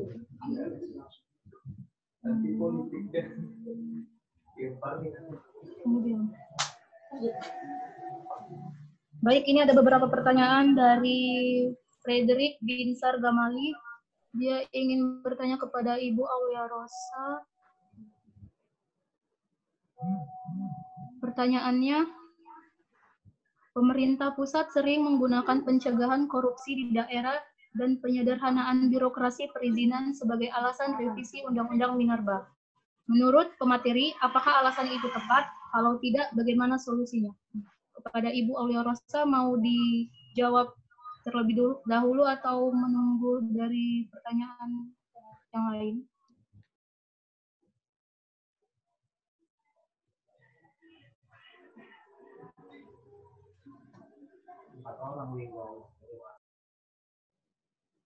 Kak, saya ingin bertanya. Madeline, bisa diulang lagi nggak pertanyaannya? Karena tadi terlalu cepat membacanya. Bisa diulang lagi nggak? Oke. Ini Ibu dari Frederick Manurung. Ya. Kak, saya ingin bertanya. Sebentar ya Bang. Dari Fakultas Hukum UMA, dia ingin bertanya kepada Bu Aulia Rosa, pemerintah pusat sering menggunakan pencegahan korupsi di daerah dan penyederhanaan birokrasi perizinan sebagai alasan revisi Undang-Undang Minerba. Menurut Ibu sendiri, apakah alasan itu tepat? Kalau tidak, bagaimana solusinya menurut Ibu? Terima kasih. Ya, baik. Saya respon ini tadi penanyanya dari Frederick, betul ya? Saudara Frederick, ya. Yang bisa saya respon memang begini ya. Kalau untuk kepentingan perusahaan pasti dilakukan penyederhanaan terutama dalam perizinan. Karena kita memang tahu perizinan untuk melakukan kegiatan usaha apalagi yang berkaitan dengan pertambangan itu tentu nggak bisa sembarang. Apalagi tadi dalam slide yang sudah saya jelaskan itu harus ada izin dari menteri, ada izin dari bupati, ada izin dari dari gubernur, kepala daerah. Tergantung di mana kegiatan usaha itu mau dilaksanakan. Nah, jadi sebenarnya saya melihat dari adanya revisi UU Minerba ini, semua kewenangan kan ditarik di pemerintah pusat, tidak lagi kepada pemerintah daerah. Mungkin ada maksud dari undang-undang ini untuk memperkecil dan meminimalisir tindak korupsi yang selama ini terjadi. Karena tadi saya jelaskan di slide sebelumnya, sudah ada 8.710 izin tambah yang diberikan, udah gitu ada 236 kepala daerah yang terlibat tindak korupsi yang berkaitan dengan kegiatan pertambangan ini. Mudah-mudahan dengan revisi Undang-Undang Minerba, kalau saya berpikiran positif, artinya mudah-mudahan dengan revisi Undang-Undang Minerba ini bisa meminimalisir korupsi yang terjadi di berbagai daerah. Mungkin itu alasannya, maka semua kegiatan perizinan, kegiatan pertambangan, persyaratannya semua yang mengambil alih adalah pemerintah pusat. Tidak lagi diberikan kepada Pemda yang selama ini diberikan kepada Pemda, walaupun tadi di slide itu saya terangkan, ini sangat bertentangan dengan semangat otonomi daerah. Tapi mungkin dalam rangka meminimalisir korupsi tadi yang sudah terjadi begitu banyak di berbagai provinsi, di berbagai daerah yang dilakukan oleh kepala daerah, maka akhirnya semua kewenangannya ditarik lagi ke pusat. Akhirnya kita sentralisasi lagi, dibalik lagi ke pemerintah pusat yang mengatur mulai dari praproduksi sampai sesudah produksi sampai selesai kegiatan usaha pertambangan. Nah, jadi penyederhanaan perizinan itu silakan aja, yang penting jangan karena penyederhanaan perizinan itu makin banyak perusahaan-perusahaan yang beroperasi. Itu harapan saya sebagai akademisi, dalam hal ini kaitannya dalam lingkungan. Kenapa? Karena kalau dimudahkan perizinan, yang untung besar itu adalah perusahaan-perusahaan, Dek. Begitu. Karena kalau semakin banyak perusahaan besar yang masuk di negara kita, habis nanti lama-lama negara kita ini dieksploitasi sumber daya alamnya. Maka tadi di slide itu Ibu terangkan, kalaupun memberikan izin kepada perusahaan-perusahaan ini, izinnya harus diperketat, baik secara administratif, kemudian diperketat lagi dengan dokumen AMDAL-nya. Kita kan sudah ada kerangka hukumnya, udah ada undang-undang lingkungan hidupnya, sudah ada disuruh buat persyaratan AMDAL-nya. Itu dipatuhi supaya tidak menimbulkan dampak khususnya bagi masyarakat. Karena nanti begini, Dek, apapun kegiatan yang dilakukan dalam suatu wilayah yang kaitannya sama pertambangan atau minerba, itu pasti nanti yang kena duluan adalah masyarakat. Perusahaan itu kan berpikirnya cuma satu, bagaimana meraup keuntungan sebesar-besarnya. Sementara tadi kita lihat negara itu seharusnya memberikan kemakmuran sebesar-besarnya kepada rakyat. Nah, oleh karena itu perlu kerjasama oleh semua pihak. Bagaimana caranya setiap kali ada kegiatan usaha pertambangan itu bisa membawa kebaikan bagi semua pihak. Apakah dari kepada pihak masyarakat, kepada pihak pengusaha, pelaku usaha, juga kepada pemerintah tempat. Penyederhanaan perizinan boleh-boleh saja silakan, tapi jangan sampai karena penyederhanaan perizinan itu memberi kesempatan kepada perusahaan-perusahaan besar ini justru memberikan kesempatan kepada mereka untuk mengeksplorasi dan mengeksploitasi sumber daya alam yang banyak di negara kita ini, seperti itu. Jadi itu mungkin respon yang bisa saya berikan untuk Dek Frederick ya. Terima kasih.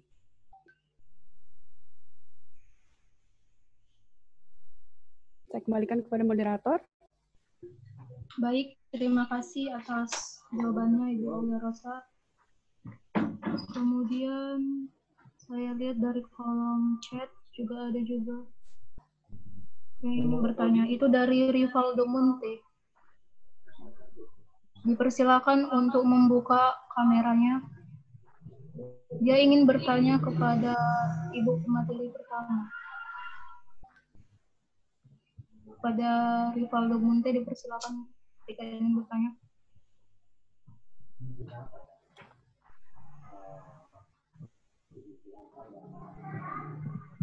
Selamat pagi, Bu. Pagi. Iya, Bu. Saya ingin bertanya, Bu. Pertanyaan saya, Bu, peraturan apa saja yang harus dipedomani dalam pembuatan dokumen AMDAL, Bu? Baik. Sudah itu aja? Itu aja, Bu. Oh ya, baik. Terima kasih. Mungkin kita bisa lihat di slide saja ya. Saya boleh share screen saya lagi ya, Dek Madeline ya. Boleh saya dijadikan saya boleh dijadikan host. Masih belum bisa ini ya. Ya, tadi oke, saya coba sekali lagi nih screen share. Ya. Apakah sudah terlihat, Dek, layarnya? Sudah, Bu. Sudah, Bu. Oke, ya. Tadi mengenai persyaratan AMDAL ya, saya sudah terangkan di slide tadi. Penanyanya tadi dari siapa ya? Rivaldo Monte. Rivaldo ya, Rivaldo ya. Bentar, saya geser slide saya langsung ke bagian AMDAL supaya lebih paham lagi. Persyaratannya ya, sebentar. Ini ya mungkin kita bisa lihat di slide Ibu terbaca nggak ya kira-kira? Bisa kelihatan deh. Di sini sudah saya masukkan di slide bagaimana cara proses penyusunan dan pemeriksaan untuk izin lingkungan serta untuk AMDAL ini. Di sini nanti dari Pemrakarsa akan melakukan penyusunan UKL-UPL, kemudian disampaikan kepada mereka mengajukan permohonan untuk izin lingkungan dan pemeriksaan UKL-UPL, kemudian nanti dilakukan pemeriksaan administrasi, kemudian pengumuman permohonan izin lingkungan, pemeriksaan substansi UKL-UPL, kemudian penerbitan rekomendasi persetujuan UKL-UPL dan izin lingkungan, kemudian pengumuman izin lingkungan. Baru nanti yang terakhir di sini yang memberikan izinnya itu adalah dari pejabat yang berwenang, apakah kepala daerah, gubernur, atau menteri dalam hal ini. Ini sudah saya terangkan di slide. Kemudian juga peraturan-peraturan yang berkaitan dengan AMDAL, bisa kita lihat di sini. Pertama, jelas payung hukumnya adalah Undang-Undang Nomor 32 Tahun 2009, itu yang mutlak, yang utama, karena itulah payung hukum di Indonesia mengatur tentang lingkungan hidup.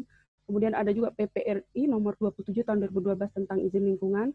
Kemudian ada Keputusan Menteri Lingkungan Hidup yang berkaitan antara lain Nomor 24 Tahun 2009 tentang panduan penilaian dokumen AMDAL, Nomor 05 Tahun 2008 tentang tata kerja Komisi Penilai AMDAL, Nomor 15 Tahun 2010 tentang persyaratan dan tata cara lisensi Komisi Penilai AMDAL.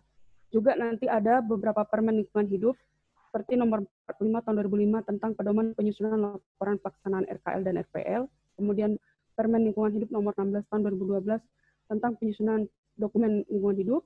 Kemudian juga Peraturan Menteri Lingkungan Hidup nomor 17 tahun 2013 tentang keterlibatan masyarakat dalam AMDAL, dan Permen Lingkungan Hidup nomor 07/2010 tentang sertifikasi kompetensi penyusun.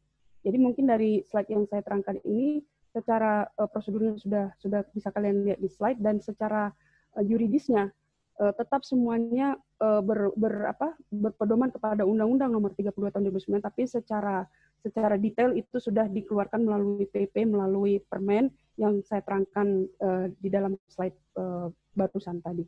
Itu mungkin yang bisa saya respon terkait peraturan-peraturan dan prasyarat mengenai dokumen AMDAL yang harus dikeluarkan sebelum melaksanakan kegiatan usaha termasuk usaha pertambangan. Demikian respon dari saya. Terima kasih. Bu, saya ingin bertanya. Boleh, Bu? Saya kembalikan kepada moderator ya. Ya, Bu. Kak, saya ingin bertanya. Ya, sebentar ya, Bang. Terima kasih atas jawaban dari Ibu Aulia Rosa. Mungkin ada yang ingin bertanya secara langsung, itu atas nama Darman Putra Nasution. Kepada Bapak Darman Putra Nasution, dipersilakan. Assalamualaikum warahmatullahi wabarakatuh. Waalaikumsalam. Saya ingin bertanya kepada Ibu Aulia Rosa. Kan gini, sudah jelas-jelas Undang-Undang Minerba merugikan bagi lingkungan dan masyarakat. Kenapa pemerintah tidak merevisi undang-undang tersebut? Adakah unsur-unsur penghalang atau apalah sehingga negara belum merevisi undang-undang tersebut yang baru disahkan saat pandemi ini? Oke. Ya, terima kasih pertanyaannya dari Dharma ya. Mungkin supaya referensi ilmu kita bertambah, boleh kita sharing juga sama Bu Nola ya. Nanti habis dari saya mungkin Bu Nola bisa ngasih tanggapan juga ya terkait revisi UU Minerba. Jadi kalau menurut saya pribadi, revisi Undang-Undang Minerba yang sudah dilakukan saat ini, mungkin tadi kan saya katakan di slide ya, kalau misalnya masyarakat kurang puas dan merasa dirugikan, silakan diujikan kembali ke MK untuk dilakukan uji materi. Tapi yang saya lihat di sini memang revisi Undang-Undang Minerba itu jelas memberikan banyak keuntungan kepada perusahaan. Tapi sekali lagi kita bicara dalam konteks hukum ya, bukan bicara dalam konteks yang lain-lain. Kenapa? Karena di sini selain diberikan perpanjangan kontrak karya, kemudian luas wilayah itu diberikan lebih luas, yang tadinya 25 hektar kemudian menjadi 100 hektar, kemudian juga dikasih jangka waktu perpanjangan sampai ada tadi 2 kali 10 tahun, kemudian juga ada izin usaha pertambangan khusus. Saya melihat di sini undang-undang ini belum kebijakannya belum pro rakyat begitu. Itu yang ingin saya sampaikan. Dan yang terlebih lagi tadi saya katakan di slide, ada kepentingan masyarakat yang dirugikan, khususnya masyarakat adat lagi di sini yang mungkin wilayahnya jadi hilang, identitas mereka jadi tidak ada. Nah, satu-satunya cara untuk menghadapi revisi UU Minerba yang sudah kadung menjadi undang-undang ini tapi belum disosialisasikan, saran saya yang paling baik ya mungkin kita ajukan saja kembali ke MK untuk diuji materi. Karena kalau kita sibuk berdemo, mungkin nanti tidak akan ada hasil, tapi kalau kita berani, maksudnya secara juridis, kita sampaikan pasal-pasal mana yang kita rasa itu membawa kerugian bagi masyarakat dan tidak sesuai atau bisa menimbulkan konflik dengan masyarakat, itu langkah yang lebih baik mungkin kita segera ajukan saja uji materi ke MK, seperti itu. Nah, jadi kalau UU Minerba yang baru yang berlaku saat ini, jelas saya melihatnya sebagai akademisi, tidak seperti undang-undang yang lama. Terlalu banyak kepentingan perusahaan yang diakomodir di sini. Jadi undang-undang ini lebih kepada melindungi kepentingan korporasi dibandingkan dengan kepentingan masyarakat ataupun kepentingan lingkungan hidup. Kita jangan lupa bahwasanya yang punya hak asasi untuk dilindungi bukan hanya masyarakat, tapi juga lingkungan hidup itu sendiri. Kalau undang-undang ini tidak bisa melindungi keberadaan lingkungan hidup itu sendiri, maka berarti itu tidak sesuai dalam pelaksanaannya. Seharusnya Undang-Undang Minerba ini juga bisa secara proporsional bisa memberikan juga jaminan kepada masyarakat dan juga bisa memberikan jaminan kepada lingkungan hidup. Jangan karena ada Undang-Undang Minerba direvisi ini justru malah memberikan kesempatan kepada perusahaan-perusahaan untuk bisa mengelola lebih dalam lagi, lebih banyak lagi, ataupun bisa mengeksplorasi sumber daya alam dengan lebih jauh lagi. Nah, jadi saya kira pasal-pasal yang tadi saya katakan yang perlu menjadi perhatian khusus itu yang harusnya dicoba diuji materikan kembali ke MK. Karena mungkin di situ kaitannya juga dengan kebijakan seperti itu. Jadi mungkin perlu diuji materi kembali.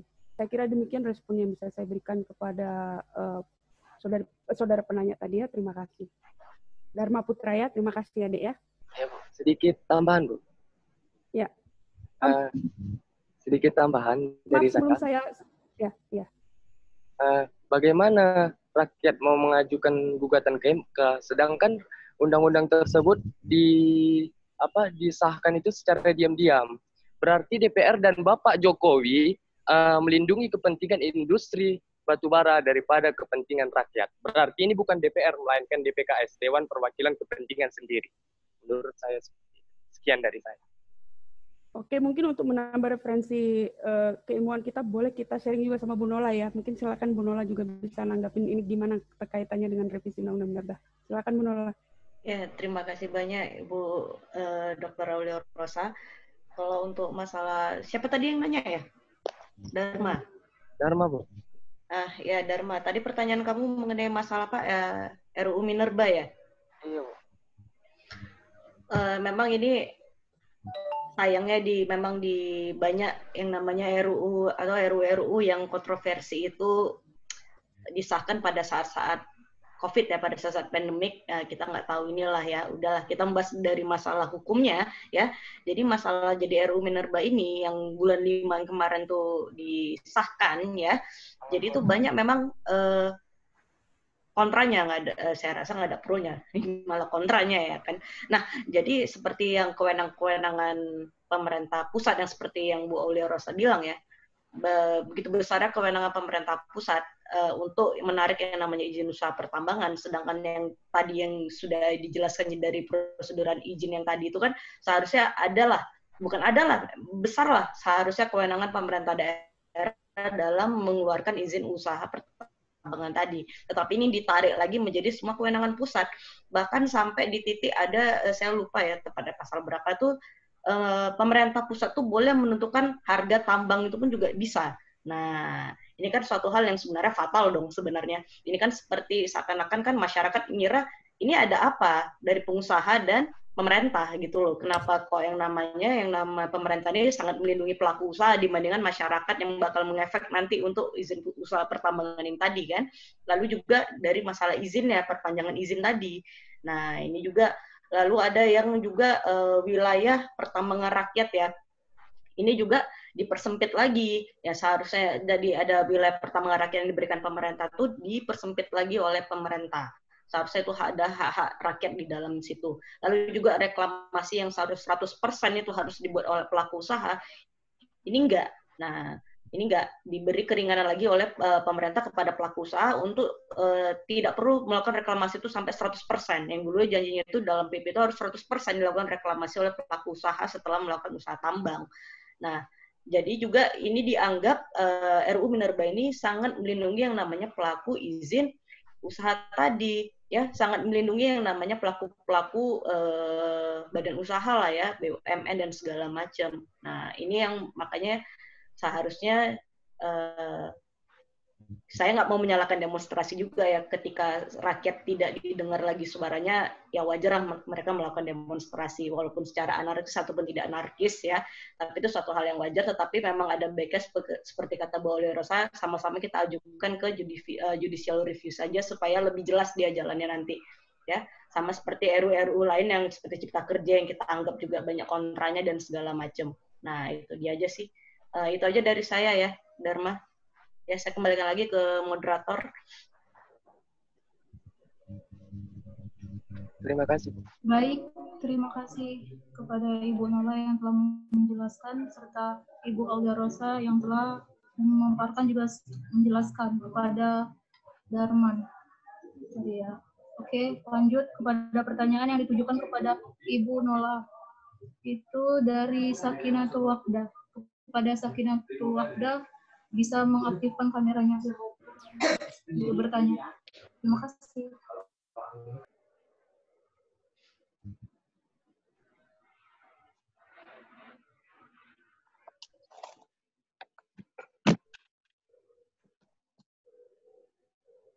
Izin bertanya, Bu. Apakah lahan yang telah dibebaskan untuk kegiatan pertambangan dapat dibalik nama menjadi nama pembeli atau disertifikatkan untuk pribadi? Ya, terima kasih ya.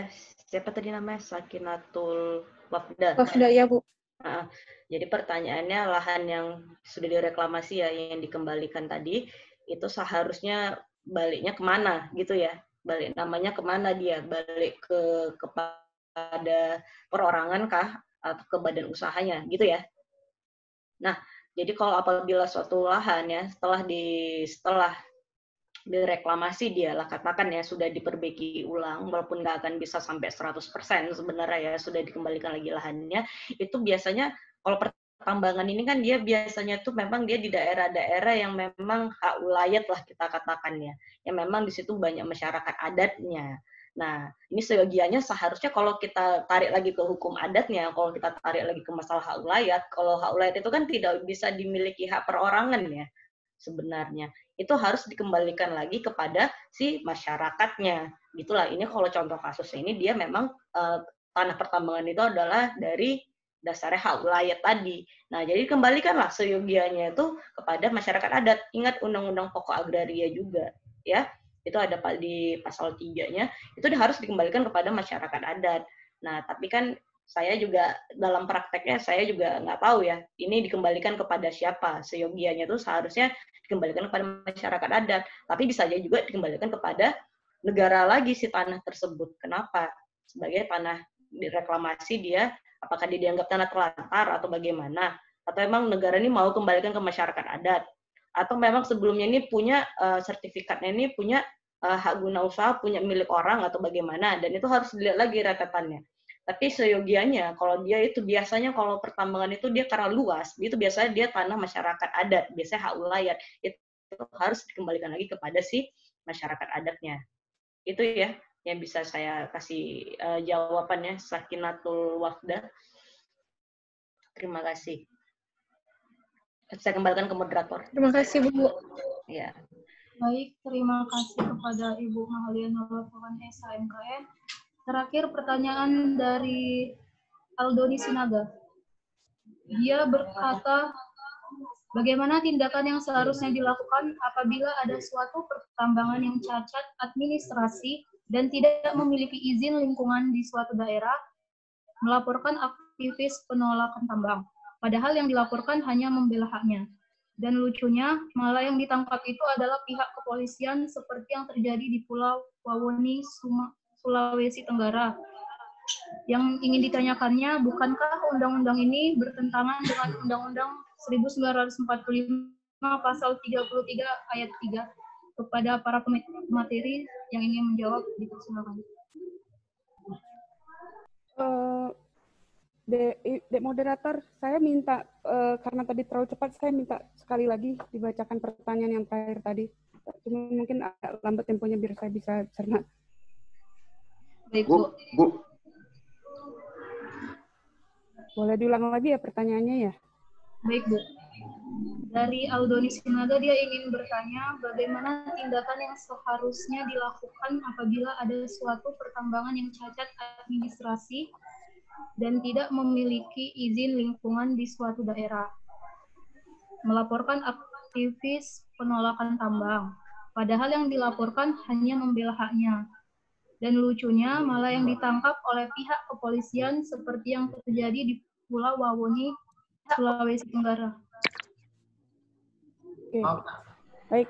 Yang bisa saya respon, kalau misalnya suatu perusahaan itu cacat dari sisi administratifnya maupun dari sisi lingkungannya maupun dari sisi aspek hukumnya, saya kira itu nggak perlu dikasih izin untuk beroperasional.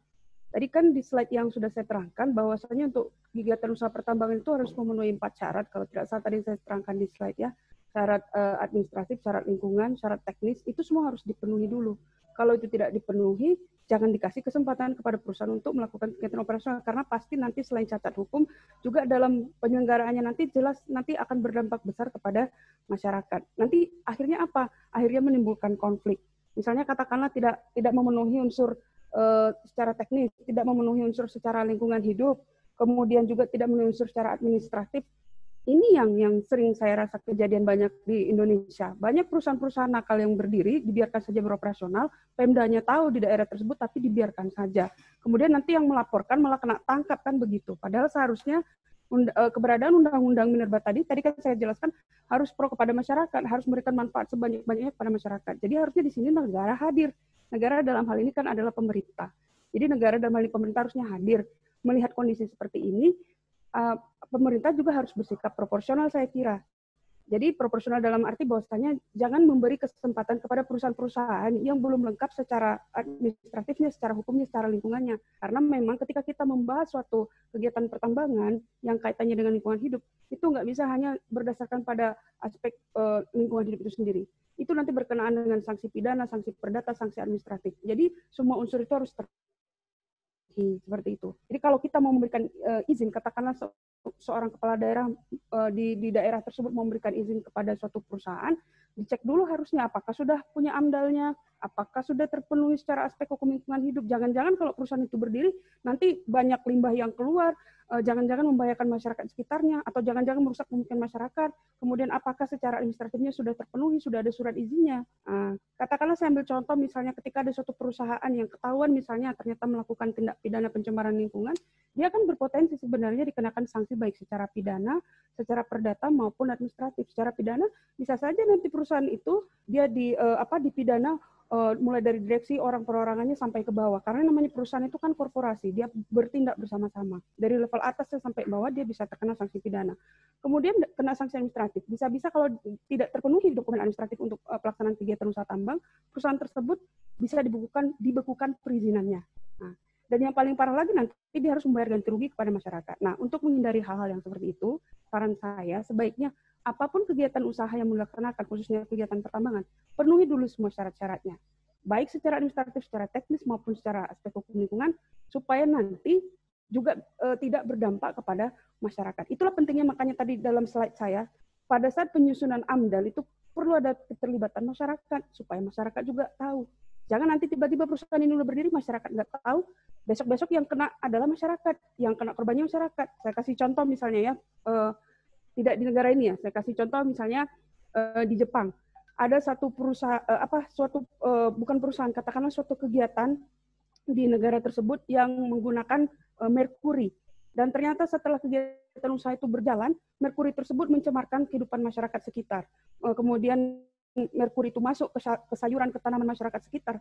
Ujung-ujungnya apa? Pemerintah Jepang akhirnya mengevakuasi masyarakat tersebut dari lokasi tersebut. Kenapa? Karena lokasi tersebut sudah tercemari oleh merkuri tersebut. Bahkan ada juga kasus di mana suatu perusahaan yang menggunakan reaktor nuklir dalam kegiatan industrinya, yang mana lokasinya di dekat dengan pemukiman sekitar dan akhirnya membahayakan pemukiman sekitar. Nah, itu sebagai contoh saja untuk referensi kita bahwasanya janganlah sembarang memberikan izin kepada perusahaan-perusahaan demikian, termasuk juga di negara kita. Nah, yang berwenang memberikan izin itu kan cuma 3 tadi saya katakan, menteri, bupati, dan dalam hal ini kepala daerah.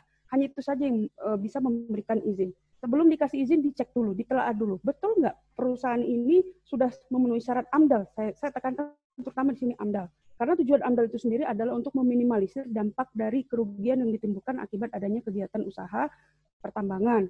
Oleh karena kalau sudah memiliki dokumen AMDAL, sudah syarat kelengkapan AMDAL-nya sudah memenuhi syarat secara teknis, administratif maupun secara lingkungan hidup, saya kira tidak apa-apa. Kan di sini juga saya ingin menjelaskan tidak semua perusahaan juga bisa dikatakan perusahaan nakal. Tapi kebanyakan di negara kita perusahaan-perusahaan itu seperti itu, sering mengabaikan yang namanya AMDAL. Ya. Jadi itu mungkin respon yang bisa saya berikan untuk saudara penanya tadi. Terima kasih.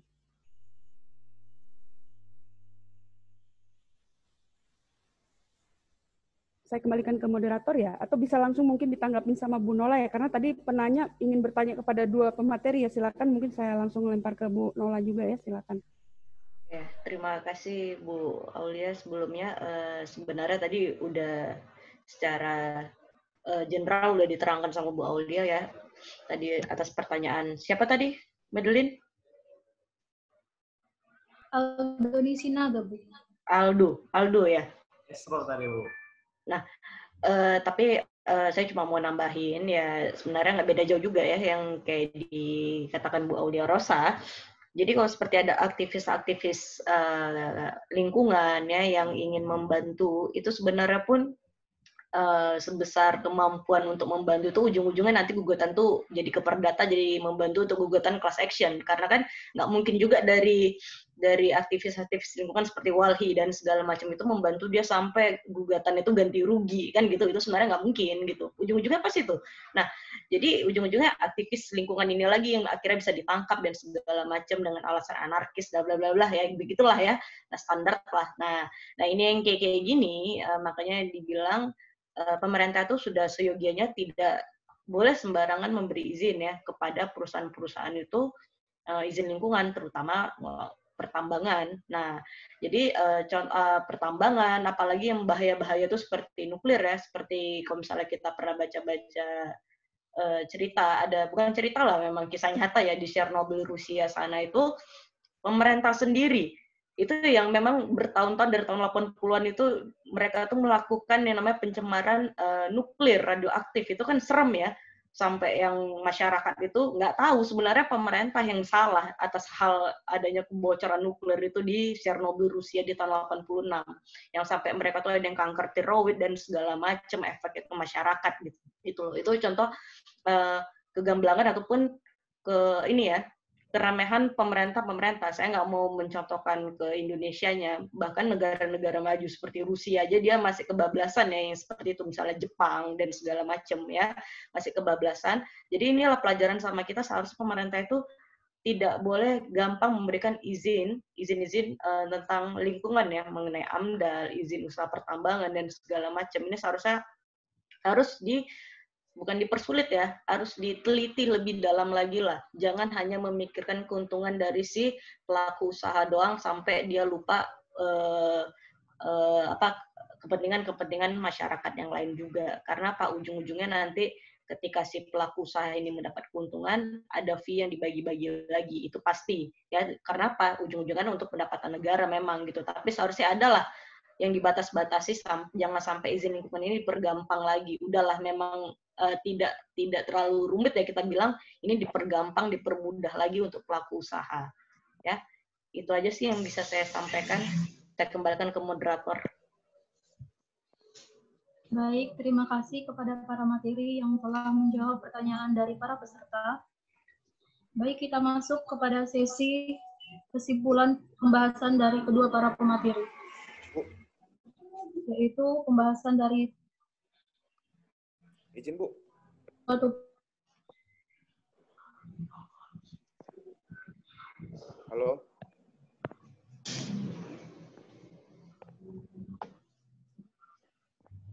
Pemberian izin untuk melakukan usaha pertambangan kepada orang pribadi atau badan usaha yang dibuktikan oleh pemerintahan daerah. Dasar hukum dalam pertambangan itu terdapat di pasal 36 dalam Undang-Undang Nomor 4 Tahun 2009 tentang minerba yang membagi IUP menjadi dua jenis, yaitu IUP eksplorasi dan IUP operasi produksi.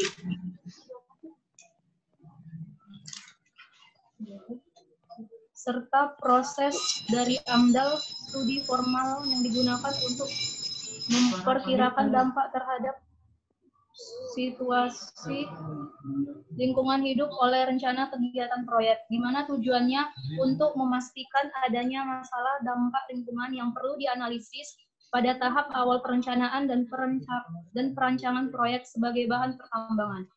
Yang kedua itu ada kesimpulan dari pemateri kedua Ibu Nola, di mana sistem perizinan kegiatan pertambangan menjadi urgent dan paling besar fungsinya. Tujuannya itu diharapkan adanya penguatan peran pemerintah, khususnya pemerintah daerah sebagai pemilik daerah penghasil tambang.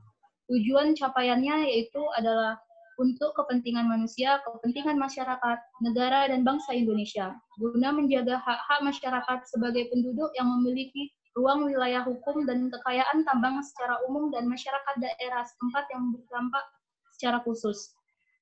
Menurut Permen Nomor 11 Tahun 2018 tentang tata cara pemberian wilayah perizinan dan pelaporan kepada kegiatan usaha pertambangan mineral dan batubara, izin usaha pertambangan dibagi menjadi IUP dan IUP khusus, di mana WIUP merupakan wilayah izin usaha pertambangan, WUP adalah wilayah usaha pertambangan dibagikan menjadi WUP radioaktif, mineral logam, batubara, mineral bukan logam, dan batuan.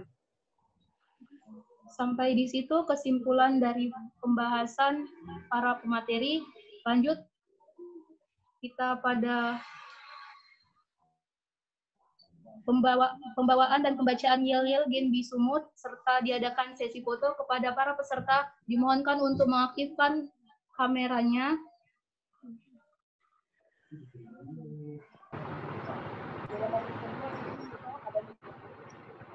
Saya ulangi sekali lagi, kepada para peserta dimohonkan untuk mengaktifkan kameranya karena kita akan mengadakan sesi foto.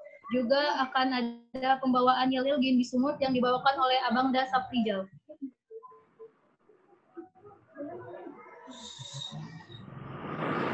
Oke, terima kasih untuk moderator atas izinnya. Untuk seluruhnya, izin Bu, untuk kita di sini ada yel-yel sedikit atau tagline. Kalau saya bilang Genbi, energi untuk negeri. Kalau saya bilang Genbi Sumut, horas riba sude. Untuk Genbi umanya, bestari. Oke, bisa ya untuk teman-teman. Oke, kita mulai aja ya sekarang. Oke. Nah, 1, 2, 3. Genbi Genbi Sumut, horas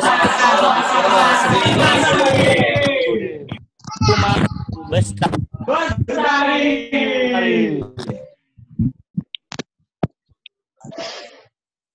Oke, terima kasih untuk moderator. Saya kembalikan.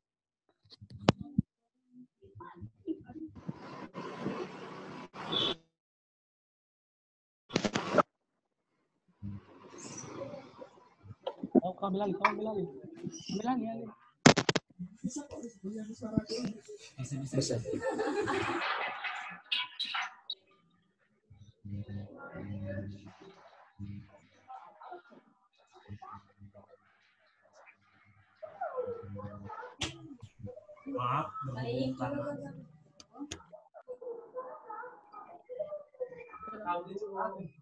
Baik, kepada para peserta dimohonkan untuk mengaktifkan kameranya karena kita akan mengadakan sesi foto bersama.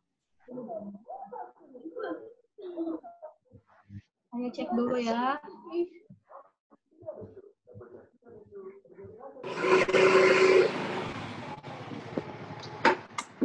Baik, hitungan 1, 2, 3, senyum ya. 1, 2, 3. Sekali lagi. 1, 2, 3. Sekali lagi. 1, 2, 3. Lagi. 1, 2, 3. Dan yang terakhir. 1, 2, 3. Baik, terima kasih. Kita telah sampai kepada acara akhir kita. Terima kasih kepada para peserta sekaligus kepada para pemateri yang telah menyempatkan hadir di dalam acara Kolagen, Kombur ala Genbi bersama Divisi Lingkungan Hidup. Dan nantikan pada event selanjutnya yang diadakan oleh Divisi Lingkungan Hidup pada tanggal 31 Oktober 2020. Terima kasih.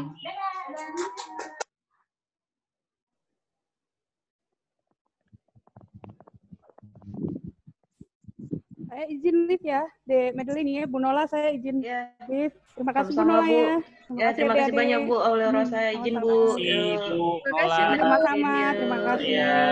Sampai jumpa Bu. Ya, insya Allah. Karin.